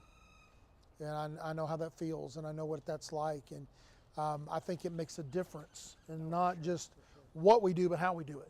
And so I'm forever grateful for that. And, you know, Cody, I'm proud of you. I'm proud of not just what you've done, but who you've become as a man, and in your relationship with the Lord, and as a father, but also as a friend to the friendless. You know, you're one of the most easygoing, gentle-spirited people I've ever met in my life. And so I'm thankful that we get to partner together for our community, you know, and to see not just that, but not only has Cody gotten the custody of his son, but in the time that I've known him, his relationship with his sister and her family has been restored, with his dad has been restored, with his brother, and then all of them have rallied around and they've become volunteers and at one time employees and donors to Faith City, because they see the outcome of what the work does that we do, that there are lives being changed. And so for me personally, every day when I see Cody, that's one of my stories of what a place like this can do when we'll just get outside of ourselves and said, hey, I'm willing to help. And so, man, Cody, I appreciate your time. Thanks for having me. I appreciate your diligence and your heart for the work of the Lord. And man, I just bless you. Thank you.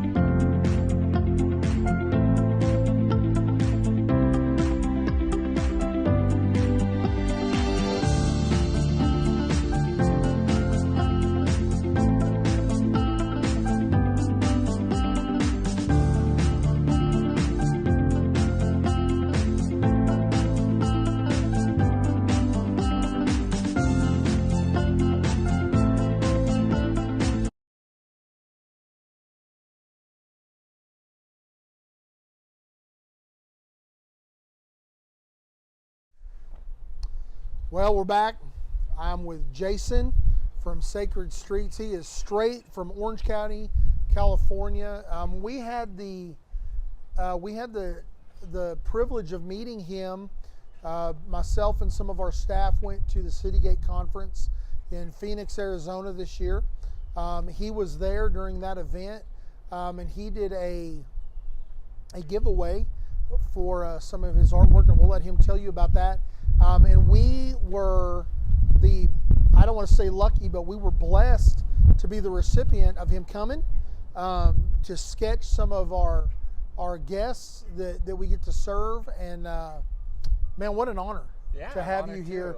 And so, man, if you would, tell the people just a little bit about who you are, what you do, and how did you come to this revelation? I'm looking at, I think the thing that really blessed me the most is when I saw the pieces that you came to do art on, and your verbiage was, I take the things that others discarded and bring beauty to them. Yeah.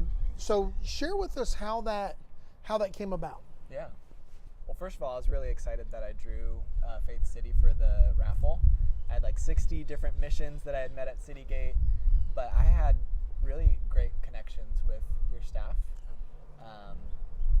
So I was glad to draw your guys' name because I was like, I want to hang out with those people more. So thanks for the culture you create here. Thank you. I really like these people. Thank you so much. Thank you for that. Yeah. And we, in my opinion, I think we have the best staff in the universe. I'm blessed to be with this group of people for sure. Yes. Yeah, Heidi and Hannah are sitting back there making this all happen, and I met them both at Citygate too. Yeah. And so yeah, I'm thankful for you guys, and I was excited to come out here, and it's been great so far. I made one portrait already of Clay, and that was such a gift to hear his story. You'll see that soon, I think. But yeah, I started making portraits on these objects that were cast off because it just said so much more than I could say in my drawing or with my words, that God is in the business of making all things new. Yeah. All things new. And I was interested in that idea even like at a urban level and a city level, that like the heavens aren't just going to be trees and clouds, but like we're going to live in a garden city with God, and he's got to make new the stuff that we've made. He's got to make new all things. Yeah. And so that could be cardboard or, crushed can or, a piece of corrugated metal or anything can be beautiful again. Just like we've been hearing so many stories of transformed lives. Yeah. And each one of those is an example of that, of somebody who might have been pushed aside or forgotten about or thought that their life wasn't worth much, but as we've heard, that's not true. And God can turn that around. Yeah. So that's why I use that stuff. Can you share, I just overheard you talking earlier about the gentleman on Skid Row that you got to do you did his portrait, and then the outcome, and it was, what really gripped me was when he came back to you and he said, when I saw my portrait, I saw myself. Yes. I think sometimes it's that prodigal son story. One of my favorite passages in scriptures, it says when he's found himself, he's squandered everything, and he's eating from the pig trough, and it says he came to himself. He came back to his right mind, and he saw himself differently. Mm-hmm. Can you share that story with us just a little bit? Yeah, I love that story. It was miraculous and beautiful. And this guy his name was Robert, and I met him on Skid Row in Los Angeles. And he caught us. We didn't catch him. He said, "Oh, you guys are doing portraits. Like, can you come and do my portrait?" And he wanted to tell this story of the horrors of his life, the difficulties, the darkest places, and he wanted his portrait to be a horror story, essentially to warn people to not live the way that he lived. And I said, Robert, I don't do portraits like that. I'm in the business of telling what God can do and has been doing with turning things around for people, and to see Christ in you and in your life. And he knew Jesus, but he had just fallen to the wayside. And so I had this piece of paper with me that had all these pre-punctured holes in it. It was for holding like bananas in like a Costco box or something like that, right? Like this kind of like thick cardboard paper. And he had lifted up his shirt and showed me all these like overgrowths on his skin from drug use, and you could see these kind of like lesions on his skin. He's like, I want you to draw these to warn people. I said, well, I don't want to draw those in like a horror way. I would love to represent what God's done in your life, but what if the holes on this piece of paper could represent how you were rescued from that life of addiction? And so I placed his body just in a way where the holes were over his abdomen where he lifted up his shirt, but they're perfectly punctured in this grid. And it represented, I think, what we see in like the wounds of Christ when he's resurrected. You know, the wounds are still there to tell this story of death to life. Yeah. And that shows us that, yeah, he really did die. Yeah. Sin really did, like, he was in the grave because of our sins. But he was resurrected, and he's here to tell that whole story. You know, having life in Christ doesn't mean a lot unless we tell about where he brought us from and the sin that he rescued us from, right? And so this portrait, he didn't even get to see the final thing. What Robert saw was kind of the sketched out version on this piece of paper. I went back to my studio and I finished it. But before he could even see the finished product, it wasn't important for him to see the finished product. What was important for Robert was this face-to-face connection of this very slow drawing. You know, these take like an hour at least to get something on there that looks anything good. And so that time spent of making that slow drawing gives the gift of attention. It gives the gift of presence. And I've heard you talking about this on the broadcast today, that we're here to see people, see individuals, share their story, know their name. And for me as an artist, this is the best way that I know how to do that. It helps me to slow down when I don't know how to slow down, because I have to get this drawing done. And it helps me to learn their name, hear their story, and say without saying with my words, I think you matter. I think you matter a whole lot. And Robert sensed that. You know, I had him propped up. I was sitting down on the sidewalk and I had him propped up on a bucket. And you could see something in his posture and his smile change over that hour. We prayed for Robert. We prayed that the Holy Spirit would meet him again and that he'd be able to recover from living on the streets. He'd been on the street for 20 years on Skid Row. And I went back to do a second session with Robert and I couldn't find him. But I get a phone call not much longer as I was walking those streets. And it's Robert's voice on the other side. And he said, Jason, I wanted to let you know that I checked myself into rehab.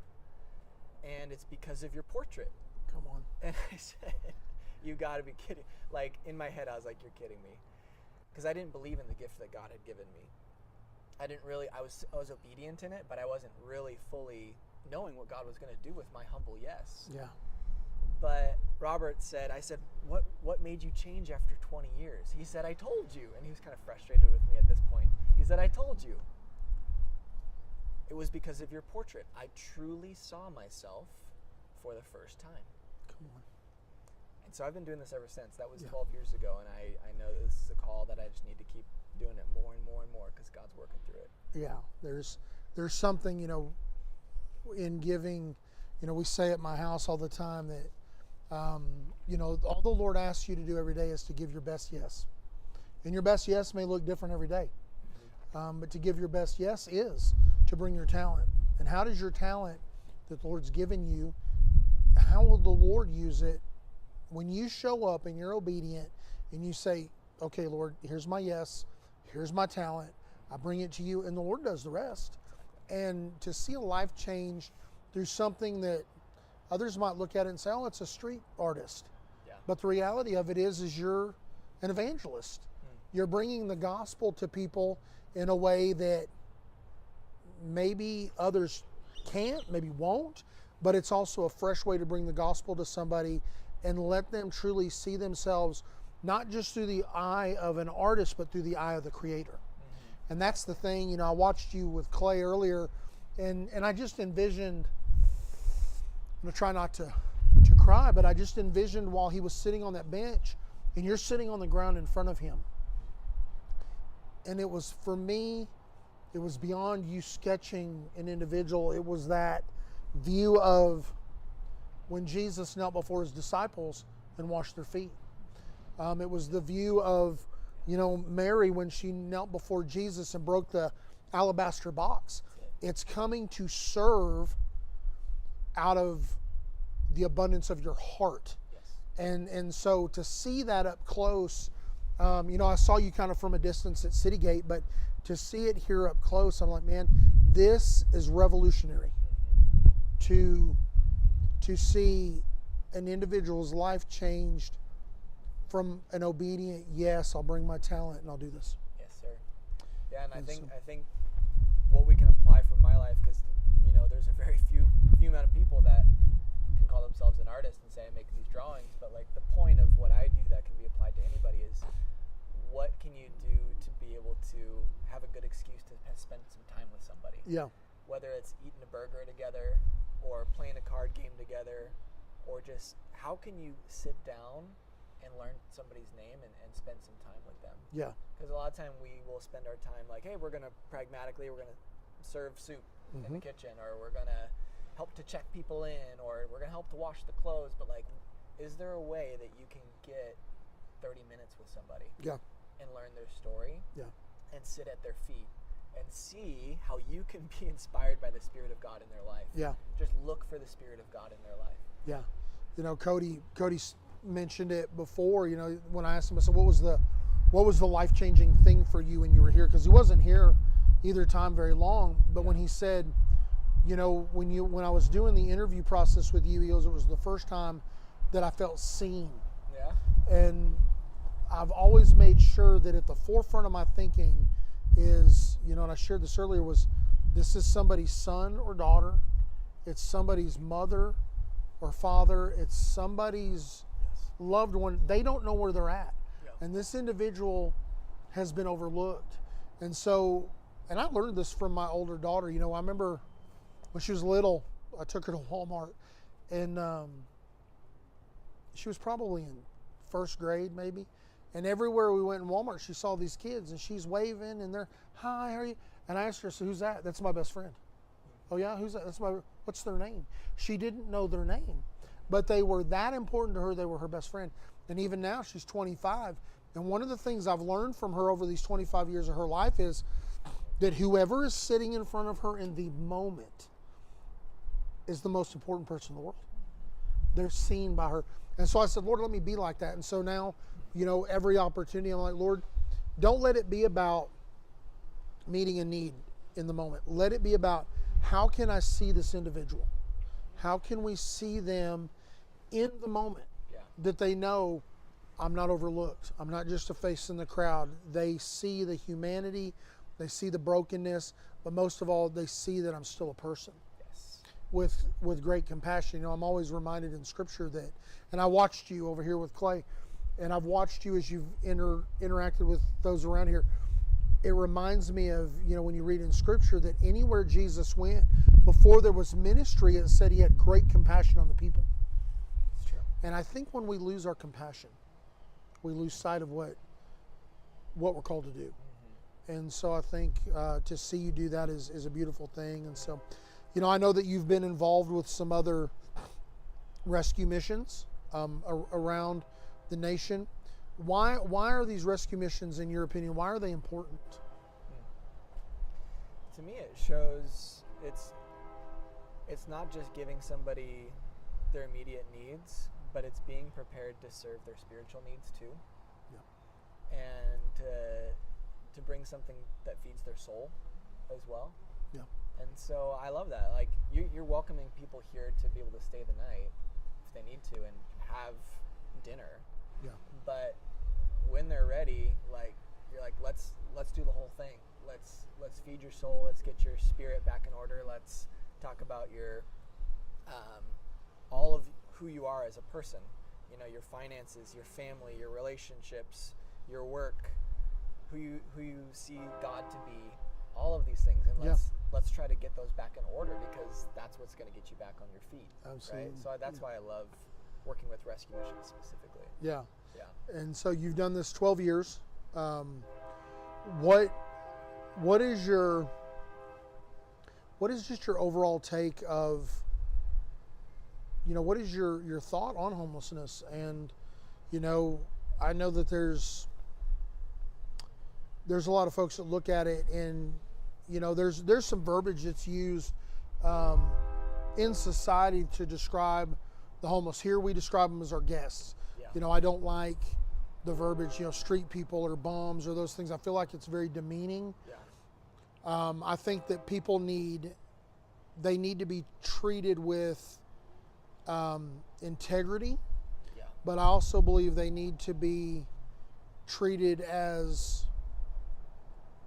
not a label, Yes. but as somebody that the Lord loves. So, with that, what is your thought on? Because we see it here, but what is your thought in your travelings? What do you see that maybe could be done a little differently, or what could be improved on to help the homeless community get from maybe a homeless situation to maybe a more stable situation? I don't know that you can ever 100% end homelessness. I don't know that you can, because there's so many factors to that. Yeah. But what are some things that are practical that that ourselves, there's different places you've been that could do to maybe help somebody that maybe they don't know the next step? Yeah, I'm coming and getting a meal every day, but they don't know how to start the conversation. So what are some practical things that donors, volunteers, even the staff can do to say, hey, let's help you get from here to here. Let's get from A to B. Yeah. We don't need to get you from A to Z. We just need to get you from A to B. And what are some practical things in your experience in the last 12 years that maybe can be done? Yeah.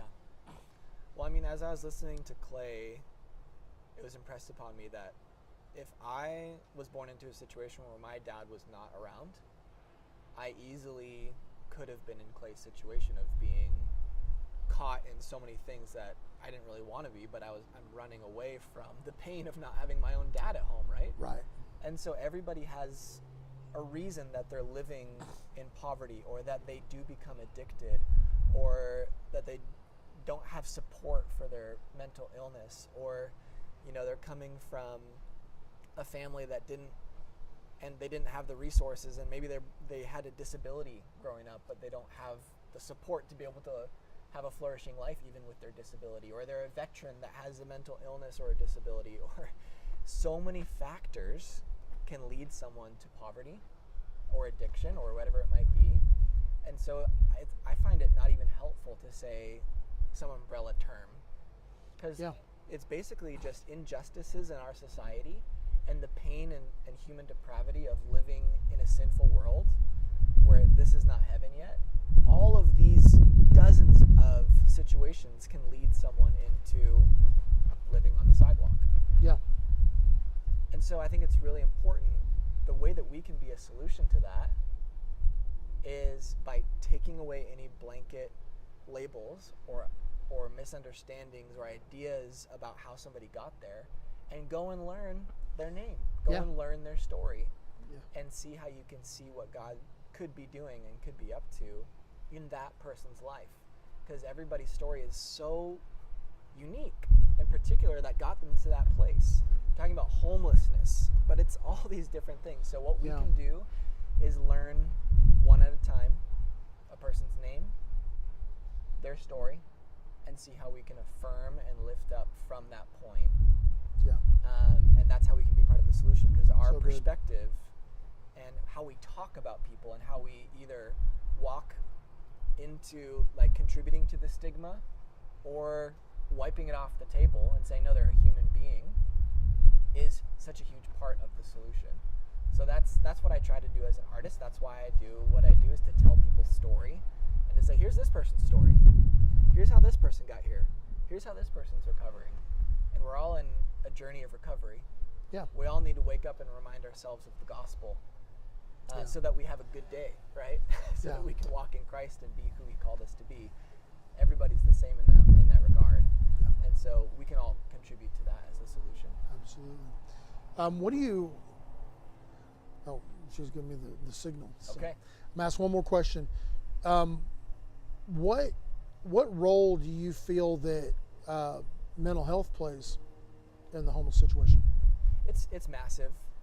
It's massive, and it's massive whether we're talking about homelessness and poverty, or we're talking about people who are affluent and on their feet technically. Right. Yeah. Right. So mental illness is a huge conversation nationally, whether people are poor or not, and so we have to take that into consideration as we're considering all these things. It's like, oh yeah, you could talk about somebody as an addict, or you could talk about them as somebody who has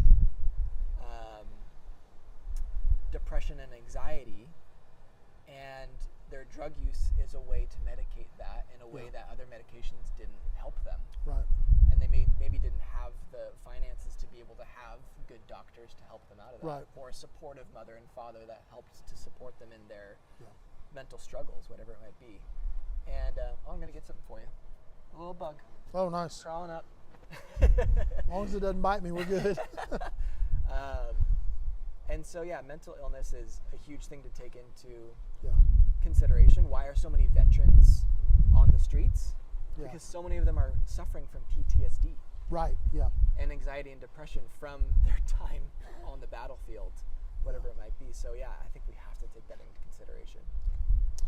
Yes, sir. Well, man, I appreciate you so much. I'm looking forward to you being here, Yes. and I can't wait to see more sketches. And so Thank you, Robert. we've got a long stretch ahead with us, and Yes, so we do. we'll get to see more. Good luck to man. you. Thank you. I'll be here for some of it. All right. Thank you. Thank you.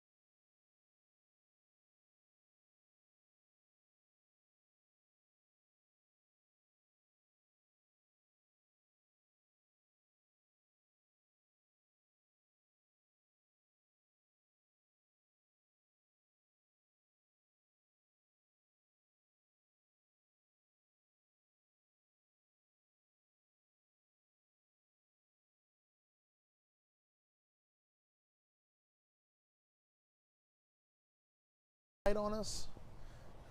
We're ready? All right. Well, we are back with Terry from the PARC here in Amarillo. They just had their ribbon cutting and grand opening of their brand new facility here in Amarillo. So if you're familiar with them, they're over on 6th Street. Get over there and take a look at what they've got going on, man. They are doing some phenomenal things. Man, they got art classes. I know that I watched some video of them having somebody come in and teaching meal prep and some different things. And so I love that, just the aspect of teaching some tangible things, but also giving some of our homeless guests and people a safe space to go during the day out of the elements, and to connect on a personal level. I love that you guys are doing that. And so, you know, Terry, it's National Homeless Awareness Day today, and that's why we're doing this, is to not just to bring awareness to what Faith City Mission does, but also just to bring awareness to homelessness in our area. And we've partnered with close to 100 other rescue missions across the nation. Wow. This is happening simultaneously all over the nation right now. But it's to bring awareness to homelessness. Not just that, they're marginalized or they're street people, but they're people. And there is a vital need for resources and safe places. And so with that, share with us a little bit, what is your role at the PARC? What do you do there? And then what is the one thing that you view as important for the homeless community with yourselves, with us, Transformation Park? Why is it vital that you can share that we exist? Not that we're just here, but we exist to meet a need. So if you'll share with what you do and then why it's important to have these places. So I work at the BARC. I'm the operations coordinator. That's one thing our crew is so good that we help each other. We have our titles, but just in general, we help each other out. Yeah. So there's no boundaries and no walls built, which is what I love. Yeah. I love about it. But we love the fact of we call our people members, and Yeah. we talk about how they're not homeless. They're people that are dealing with homelessness. Right. So we take away that identity that's their identity, Yeah. which is that's one thing I love that I've learned with being at the BARC. I find that in this arena, verbiage is vitally important, Huge. and how it allows you to connect with the individual. When you take the label off of them, and now you verbalized to them that you see them, that they're a person, they have a talent, a hope, a future. I see that it really changes the opportunity. Yes. Well, and that's one thing. One of our core values is that we call them by name. Yeah. So, and I've got a story about a gentleman came in and he told me his name was Soldier, and I said, okay, Soldier's a really good name, but I need a name. Yeah. I know the value. I just know the value of a name. Yeah. And so to break that, and the thing is, I understand that they have a guard up. Mm-hmm. They need protection. They feel like, and I get that, but we want to be a safe place. So Yeah. I had to talk with the guy, and I was like, okay, so I refuse to call you Soldier. I appreciate that, that, but I want to call you by name. So, and of course, I don't know that. I know. Well, I found out that was not his name, but that's fine. That's fine. I mean, but I want to call you by name. Yeah. So you're known by name and not a false identity. Yeah. Find out who you are. Yeah. Yeah. There is an importance to a name. Biblically, you go all the way back, and creation was done through word. God spoke it, and then He tells Adam, you name all the animals, whatever you call them, that's what they are. Right. And I believe that when we're named, that it is linked to us so deeply that whenever you learn somebody's name and you call them, you look them in the face and you call them by name, I think it disarms them a little bit to say, and you care. Yeah.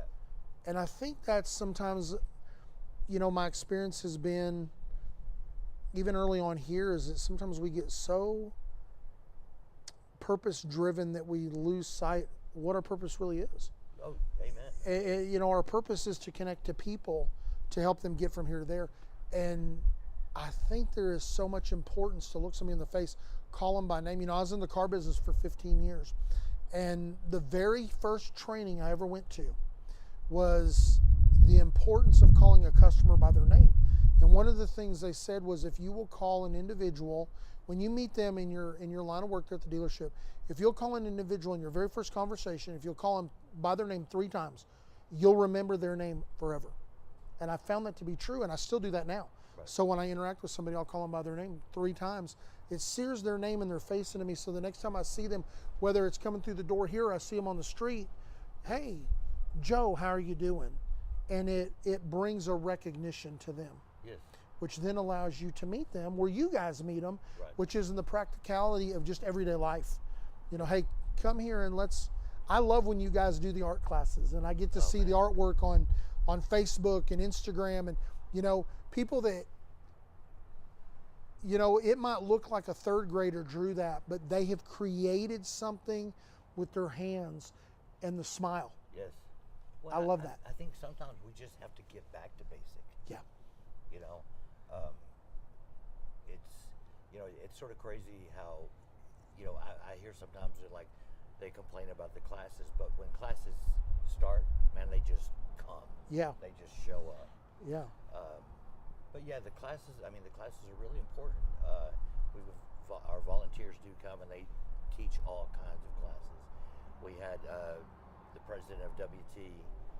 He came and did a language class. He would start a story and then they had to finish the story. Awesome. So it was so unique to hear the different ways the story would end. Yeah. It all started the same, but everybody had a different ending. Yeah. To the way the story was. So Yeah. that was just unique too. And everybody had their own control of how that went. Yeah. And so it was really unique and everybody loved to hear what everybody had to say. Oh, I can't wait till Joe talks. I want to hear what Joe has to say about this. Yeah. So Yeah, I know one of the things that we did here, we had a couple gentlemen, one in particular that I had known long before I came here. His addiction had brought him to a place where he had drank so much that he had really caused some brain damage. And we had him here, and he was, helping us serve. He had finished our program prior to that, and he was helping us serve. But we felt like we need something to jumpstart him, get him thinking again. And so we called Miss Valerie and said, hey, we've got these two guys, can we bring them over? And so 2 days a week, we were bringing them over for classes. Some of them were art classes, some of them were storytelling classes. And what we saw specifically with this other individual is his memory started clicking again. And so we kept doing that until he felt like it was time that he could transition out of here. And he's moved on. He's got a mentor that does by trade. He was a mechanic, and he's connected up with this mentor who repairs forklifts. And since he's left here, he's doing that every day. He's got an apartment. I hear from him literally every day. And when you could carry on a conversation with him like this, and in 5 minutes he wouldn't remember even talking to you. And he messaged me the other day, and he was sharing with me some things short term that he could remember now. wow. And I credit that to, man, we found a partner in the city that maybe we don't do that. We do all of these other things well, but we don't do that, and they do. So let's break the wall of competition and division down. Amen. And let's go to them and say, hey, can you help us? Yes. And I credit that breakthrough for him through those art classes. He's not an artist, but he would come back and he would show us the things that he painted or colored or drew, but his memory was restored. Yes. And I think people need to know that, it's not just art class. Right. You're serving a purpose to restore. And so with that, how important is that for, one of the things we kind of piggybacked off of that for us. We were like, man, we've got to do more than just feed, clothe, and shelter. Yes. So 2 things that we've done here, and we different than what y'all do, but we kind of got the idea from that every single day of, you guys are doing something different. So one of the things that we do here, we do every quarter we do a guest birthday party. So we'll find out for all of our guests that have a birthday in February, we have a birthday party for them at lunch. Cake, ice cream, we'll give away little gift cards. We have different little games, and we found that our guests, instead of coming in and eating and rushing out, they'll stick around a little bit. Right. And it gives them that sense of belonging and family, which is so vitally important. And then the other thing that we do is then we try to do a quarterly event. So like one of the things we did, we had day at the movies. And so what we did is we got some movies downloaded in our chapel. We pulled the big screens down. We went and got a popcorn machine. We went and got popcorn bags. We got bottles of soda. We got the popcorn size or the movie theater size candies. Right. And when they came in, it was literally like you came to the movie theater. Hey, here's your ticket. Come over there. They present their ticket. They got a little goodie bag or box that had their popcorn, their drink, the candy, and then they got to come in and watch a movie. And I think we probably had 45 people come Yeah. because it gives them something different. And it's like, you know what?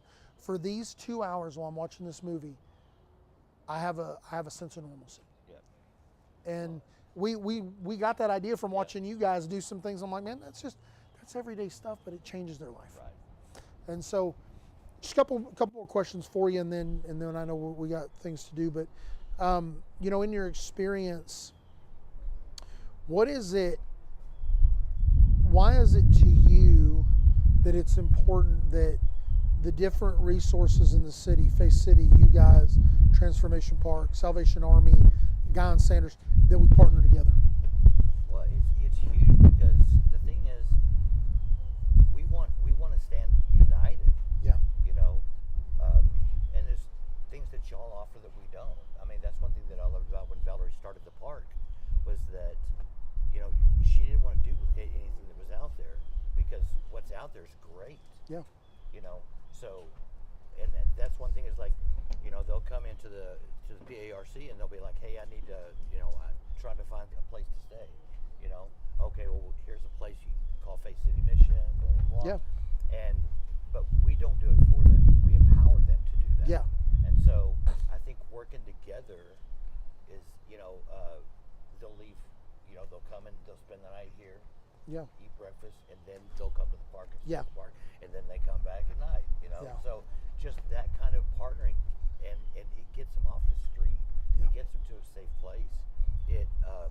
It breaks those ties that have got some of them into the place where they're at. Yeah. That they're lost. Yeah. You know,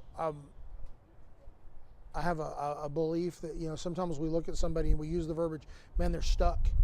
Well, they're not necessarily stuck physically.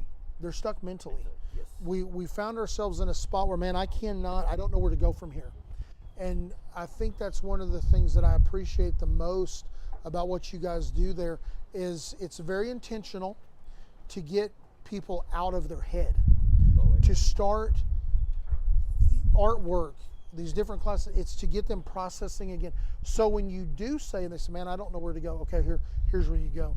Now they know how to process the next step, instead of being out there being like, man, I have no idea what to do next. I'm stuck. And I think that's one of my most favorite things you guys do, is to help get them outside of that broken structure of thinking to say, I can do this. Right. I can do this. I've got a story about it. We had a kid, they just got out of Boys Ranch and was on the streets and had no family here. And he actually came as doing an art class, and the art class was simple. It was just, we're drawing trees, and it wasn't like we're drawing this tree. It's we're drawing trees. And he was just like, I can't do this. I can't draw. And 15 minutes of me sitting there just talking with him, going, you know, you haven't even tried. You know, you haven't even Yeah. put a pen to paper. You know, and so he finally, and not that he probably wanted to, he probably just for me to be quiet, but he started drawing. And the thing was, after that, we couldn't stop him from painting. Yeah. He just like opened up and painted and drew, and like it was amazing to watch the transformation. Yeah. From I can't even draw a tree to now I'm painting. Yeah. Yeah. You know, but it takes, I tell our staff all the time, it takes one person to change somebody's life. Yes. Yeah, we do it as a team, but amen. one person saying, man, you haven't tried. Let me come alongside of you and encourage you to try, changed his life. And he'll always remember that, man, Terry took the time and changed my life. And I think we forget that sometimes, that, you know, hey, it's going to take, you know, 50 people to do it. Man, it takes one. One person to change one person's life. And, you know, the treasure of that is beautiful. And so, man, I thank you for coming, but I thank you for what you guys are doing. I honor you. I love the PARC. I do. I love what you're doing down there. I love when I hear the guests come in at lunch or dinner and I hear them talking about, man, we were down at the PRC, and they're telling us what they were doing. Yeah. I love to hear that. because it's almost like when my girls were little and they'd come home and tell me about what they did at school. Yes, You know, yes, and it what it does is it says, man, for me, it helps me realize, man, we're not on an island. I don't know why we ever believe we're on an island. We're in this together. Amen. We're helping the same people Amen. try to accomplish the same things, man. We're partnered up. And so, man, I'm thankful for you guys. I honor you. I'm going to get over there. I'll get over there probably next week and jump in. I want to come see that new building and do a tour. I'm so excited for not just what you have been doing, but the possibilities Awesome. for what you guys are doing. Man, thank you, Terry. Man, I honor you so much. And come back and see me. I will I'd do. love to have you come. Will do. All right, brother. Awesome. Take care. Man, I love your heart. Thank you. I love your heart. I love that tenderness to the Lord and tenderness to people. It's important. Yes. Yeah. Thank you. It's a beautiful thing. Yes, sir. Awesome. Yeah, you need to come and see the building. That's one thing is like when we were building it, we were intentional about, you know, our members don't get to have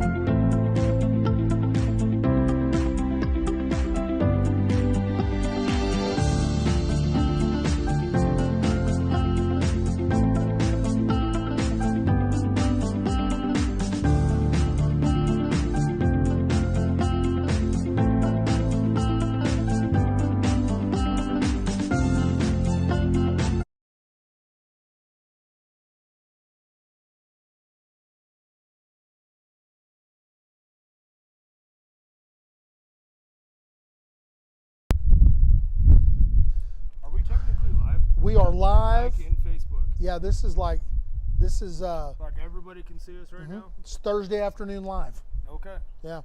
So I'm with John Fuller. It's a great opportunity for me.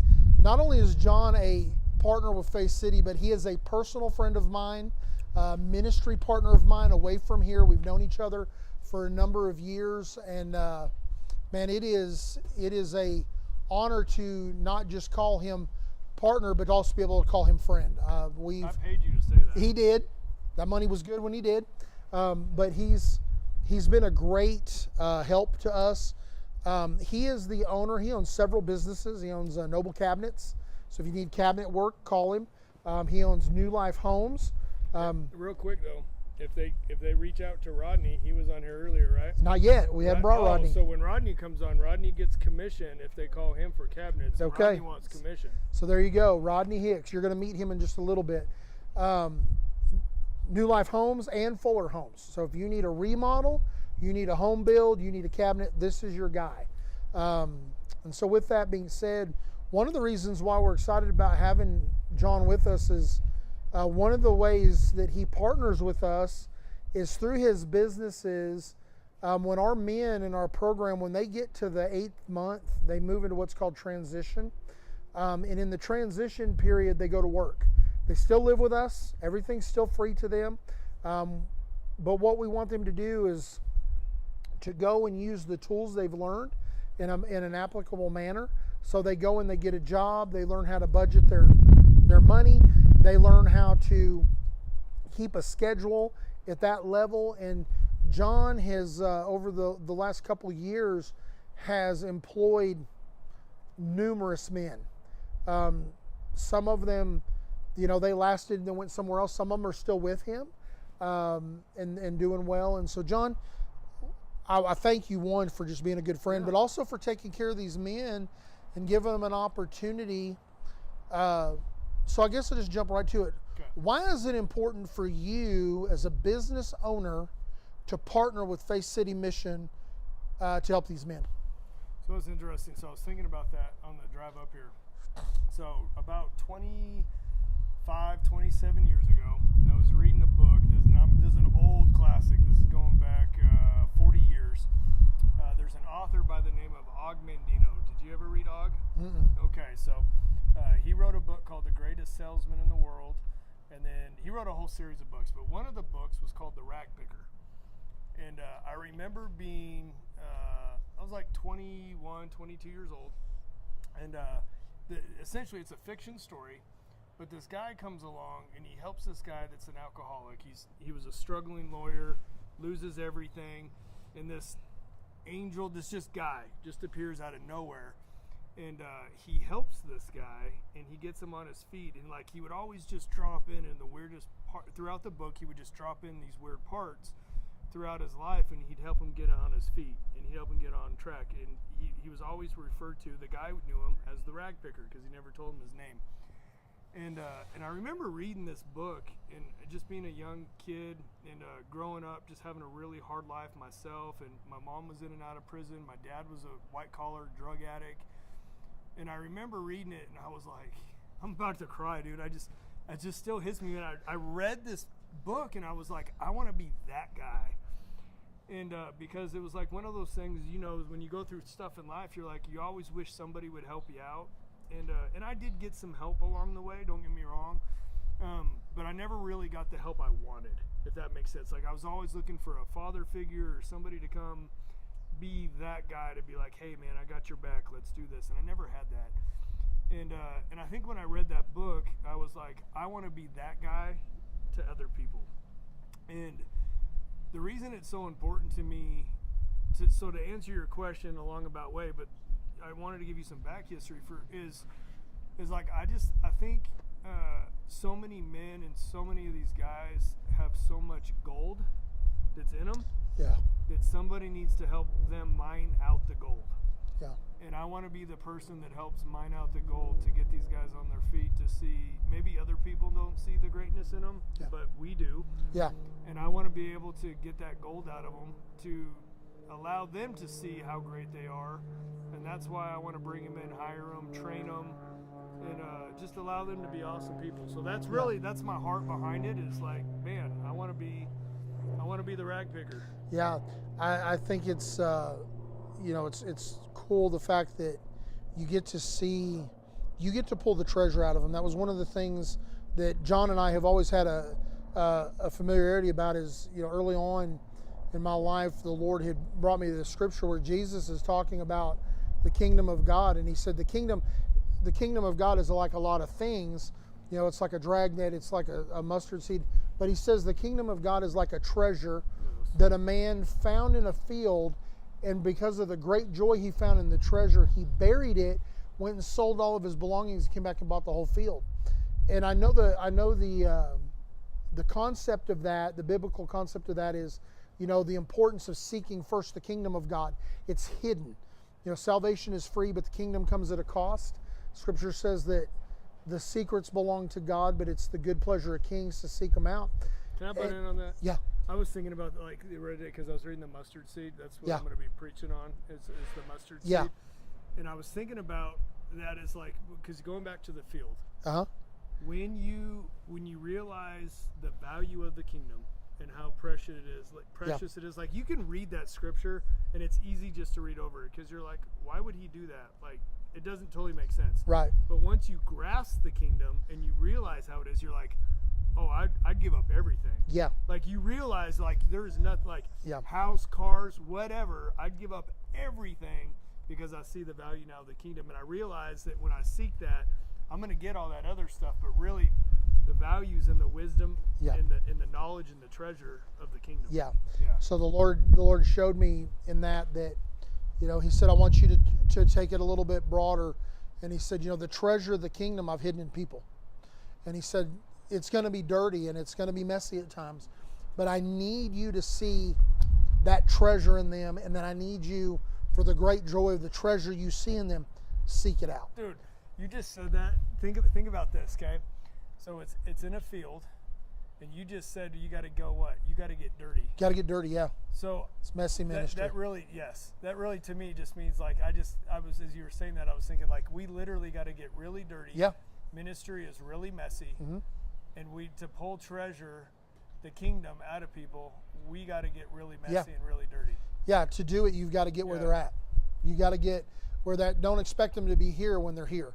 Yeah. And so I get to see that not just here with myself through Faith City or the ministry outside of here, but even with what you do. I've seen these men that have come to work for you, and during the the meetings in the morning, the discipleship stuff you do with them, the book readings that they have to do. I've seen you literally pull things out of them that they didn't even know existed. That's cool. And when they realize that, you got a story? We're going to meet him in a little bit. Oh, he's going to tell? You guys are going to hear from Rodney, and Rodney, in my opinion, is a superstar. But one of the things that Rodney shared, and I hope he'll share it in a little bit, he had been working with John for a little bit, and he came to me up here and he said, Pastor, he held his hands out and he said, my entire life, he's 52 years old now, he goes, my entire life I've used these hands to destroy things. And he said, I'm building cabinets.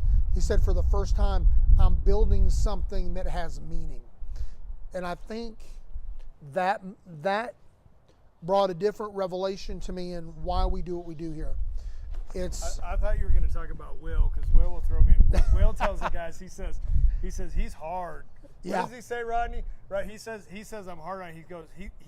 Does Will say I love him? He said, but he's hard. Yeah. Will's been here with us for a while. He works for John. He's a funny character. He'll ask you, hey, Pastor, do you like? I'm going to Popeyes. Do you like Popeyes? I'm like, man, I love Popeyes. And he'll come back. He'll come back with Popeyes, and I waited for him to come back, and I'm like, what are you doing? I was like, I'm eating Popeyes. I said, I thought you offered. He goes, no, I was just asking if you liked it. I love that story, man. So, but that's what makes him who he is. Yes. That is one of my favorite things. But to see you not just build them as men, and that is so important to build men, real men, but also to teach them, hey, you can do so much more than you've ever thought. To see guys that a year or 2 years ago were drug addicted, dealing drugs, out on the streets, whatever they were. But now, you know, they're building cabinets, they're working in new homes, they're helping do remodels, you know.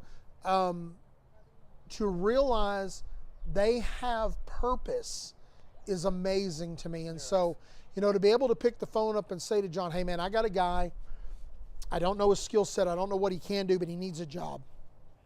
And John has always been willing to say, I'll give him a shot. Now we've had some guys, they didn't work. It just wasn't their skill set, but he's always willing to do that. We just promote him to go somewhere else. Yeah, we promote him to go somewhere else. But with that too, we do have the responsibility, and it's not just, you're not working here, get out of here. It's, let me help you find your sweet spot. And that's the one thing I appreciate about John and so many others that partner with us that way with their businesses is it's not just one and done and cut them off. It's like, hey, this isn't working, but let me call this guy. Let me call this friend of mine and see if I can get you over there.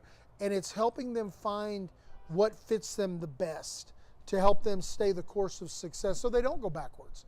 Yeah. And I just appreciate that. And so one of the things that I did want to ask you, because it is National Homeless Awareness Day, I know personally from our talks that you've had some up close experience with homelessness. My brother's homeless. Your brother? My mom was homeless. Your mom? For 5 years before she passed. A brother-in-law? Yes.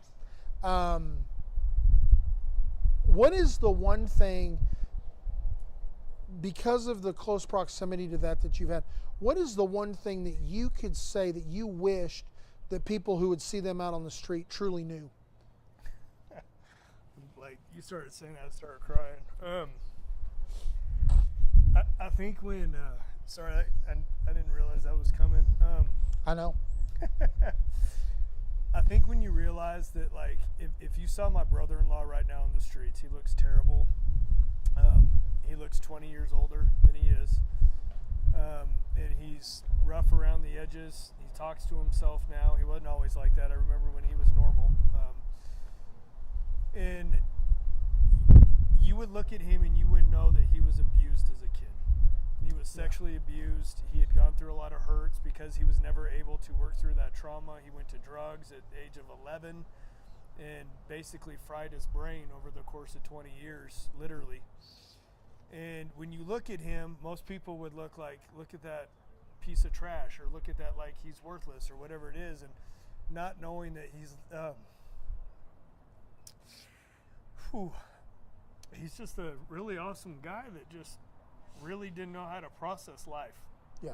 And you look at that person and it's easy to judge them and be like, well, they're just lazy or they're just whatever it is, but really he just went through some trauma in his life that he's never been able to recover. Yeah. And because of that, he chose drugs because he didn't have, people to support him. Yeah.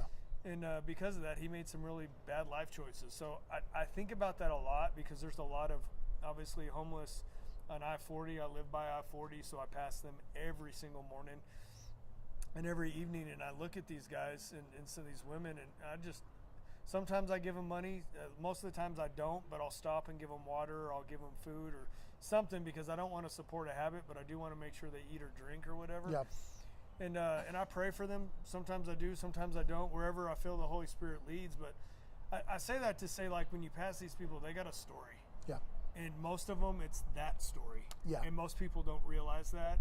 And when you know people's personal stories and why they're at where they're at, man, it just gives you a totally different perspective and a heart for these men and women, because a lot of them were abused and they just could not process what happened to them, and they didn't have the, quote, tools that they needed to be able to get through that hump and that really tragic moment in their life. And those are the things that I think about when I see homeless people. Part of that is why we do what we do, whether it's through your business or Faith City. We've had our own addictions and our own traumas, and the helplessness and the hopelessness of that feeling, not knowing what to do, not knowing where to go. And so when you finally get those tools, for myself, I show up here every day because I'm like, man, I know what it's like to be an addict. I know what it's like to eat out of a dumpster, and now I have the opportunity to go back and be like, hey, let me show you a different path. Let me meet you where you're at, but let me show you something. And then for John, it's the same thing. He's been there, and so to be able to take these men under his wing and to say, let me teach you some different tools. You know, I tell the guys that come in here all the time that have been using, whether it's the homeless guests or even the ones that come into our program, I tell them all the time, they want to talk about what they've been using, and I always tell them, I'm not as concerned about what you're using. I'm concerned why you're using. Yeah. What is the why? If we can get to the why, the what will take care of itself, and then we can move forward in the process of restoration. And I know it sounds super easy, and it's not, but I mean, it's really just a practical way. It's funny when you say that, because a lot of times, like doing ministry, people always want to say, well, I do this, or I've done this, or whatever it is, right? And I'm like, I could care less. Yeah. I'm like, I don't care what you've done, what you've said, what you've used. I'm like, I've pretty much have done it, said it in our past, right? I'm like, but there's a why behind it. Yeah. Let's just get to the why and fix the why, and everything else works itself out. Yeah. And people are so focused on the outcome, and Yeah. I'm like, I don't care about the outcome. And Let's fix the truth of the matter is the why and the what are neither one of them are their identity. Exactly. They've identified with the trauma, and then to fix the trauma, we found ourselves with an addiction or whatever we're doing. But it's not necessarily, neither one of them is truly who they are. Right. And it's helping them find that. And so, you know, in your opinion, you've been around Amarillo a long time. You've been a businessman here. Your business is downtown. It's not far from here. You know, what is your thought on the importance of, you know, Faith City Mission, the different entities, but also the program that we offer? What is your thought on the importance of that? First, I want to say, dude, I love Faith City Mission. I'm not saying that because you're my friend and you paid me before I got up Right, here, but, yeah. I do. I say that to say you guys run just a first class. I see the programs. I know a lot of the people here. I see the way you guys run stuff. And really, your facility is a first class facility. I mean, it's beautiful. So I don't think I couldn't say enough things about Faith City to say people doing what you do and what we do is hard.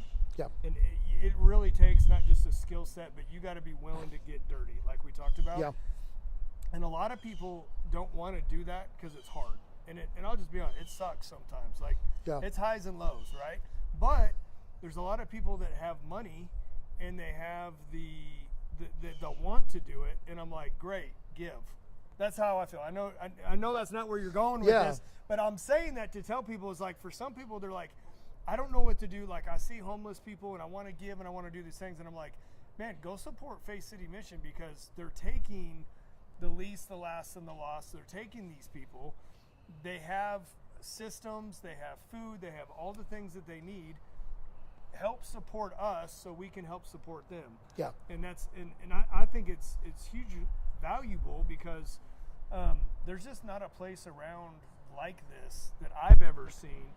And it means a lot to me to be able to be a part of Faith City, to help you guys, because I see the guys and the women that come out of it, and to see like some of these people get their kids back, to get jobs, to get a house, to get a car. You're like, dude, they're doing the thing, right? Like, they get to a point, they're a year out of it, and you're like, they're doing the thing, like they're doing this. Yeah, and that's exciting. When a year and a half, 2 years prior, they were literally on the street with no help, no hope, no nothing, and now they're thriving. So one of my favorite, you called me up one time. You're like, hey man, there's this guy, and he's sitting there eating food. He's with his family. He said he's living in his car. Yes. And he said, you said, I don't know a thing about him. He said, but he's a little different. He's not a typical guest, but he's down and out. He definitely needs some help. He's looking for a job. And I was like, all right, well, let's try him. So he's living in his car with his wife. And his children. And his kids. His kids go back to the stepmom for like CPS, some deal. I'm trying to think how this works out. I don't know if he got a temporary hotel. Mm-hmm. I hired him. Yeah. He got enough for a temporary hotel. Then I moved him into one of my rent houses. He got his kids back. And then he worked for me for about, he's the only employee that I've hired 3 times. Right, yeah. So we've promoted him off. He gets slacks and then he goes work somewhere else and he realizes how good he has it. Then he comes back. So we joke with him. He's back now Yeah. temporarily. And but he's one of those guys like we're talking about that's like he went from homeless, living in his car, to paying his rent, getting his kids back. He's on his feet, and literally like he's gone through inner healing, through some deliverance. Yes. I love those, like doing what we do. You might get 10 people that fall off the train, but we get 1 or 2 of those, like Rodney and Jared and these people, Will, guys that I know that all of a sudden they're doing the thing, and you're like, this is why I do what I do, because when I see this, it makes all the other like strikeouts worth it. It's like a home run and there's no in between. I feel like it's either I get a home run or I get a strikeout. Yeah. And that's it. It's like Babe Ruth. That's it. Well, John, I appreciate you. Yeah. Thank you for coming and spending time with me. Yep. New Life Homes, Fuller Homes, Noble Cabinets. He's got all of our guys working for him over there, and so, man, I just bless you. Yeah. I thank you for being my friend. Love Thank you for being our partner. Yeah. Love All right, it, brother. man. Take care.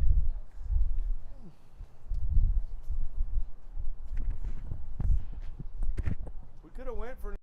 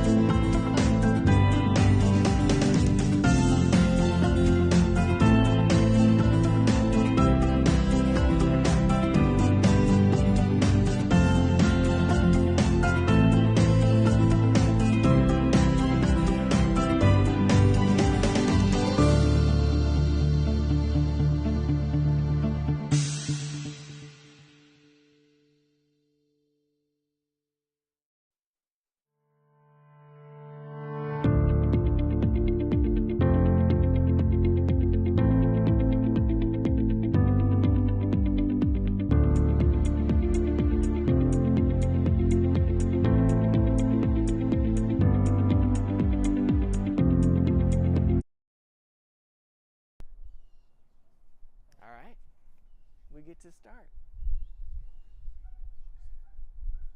So everybody, this is Miss Tony. And how long have you been at Faith City, Miss Tony? A little over a year. That's a good run. It sure is.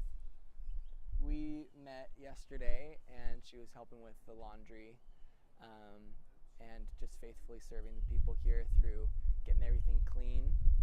But tell us a bit about, tell me some of the things that you're passionate about in life, things that make you come alive, things that make your heart sing. Homeless dude.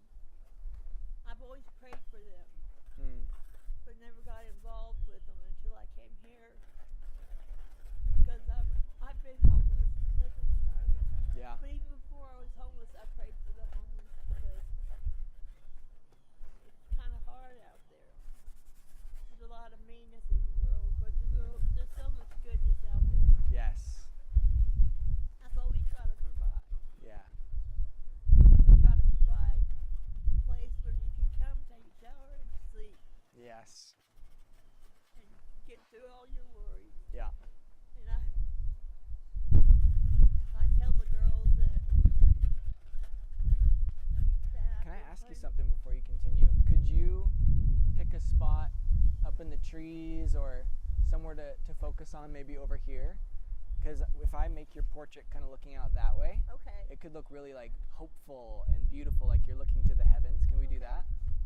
Would that work out for you? Mm-hmm. Okay, let's do that. And Do you need your glasses? no. Let's do no glasses. That'll be good. Well, I can see it. Or just That's okay, because I can see you. Let's do that. Yeah, so pick your spot out there and then we'll talk. It's like That's great. when I first came to Faith City, I had just gotten out of the psychiatric hospital and was dropped off and scared, not knowing what was going to happen. And they were so nice to me. And then later on, and after I went to the nursing home and came back because I couldn't stay at the nursing home, I was sitting under a tree and I would come in and eat and sleep. And one day, Miss Dee and I think Shirley was there, and they asked me if I would like to come and stay Wow. and help them out. You were just sitting by a tree out there and they came out to you? So I came in to go to the bathroom. Yeah. And they stopped me and asked me if I would like to stay Oh my goodness. and just help them out and stay at Faith City. And I said, sure. But I didn't know exactly what I was going to help them with, other than the homeless ladies. Well, that's what they needed, right? Your passion was exactly what they were needing. The way that you love to serve, it sounds like that was exactly what they were hoping for. I like to encourage people. I heard that Pastor Robert was telling me how much you encourage him and how you sometimes make him cry in the best way possible because of how much you encourage him. He was just telling me that. I pray for everybody every day. Oh. It takes me about an hour to pray. That is one of the most powerful things you can do, I think.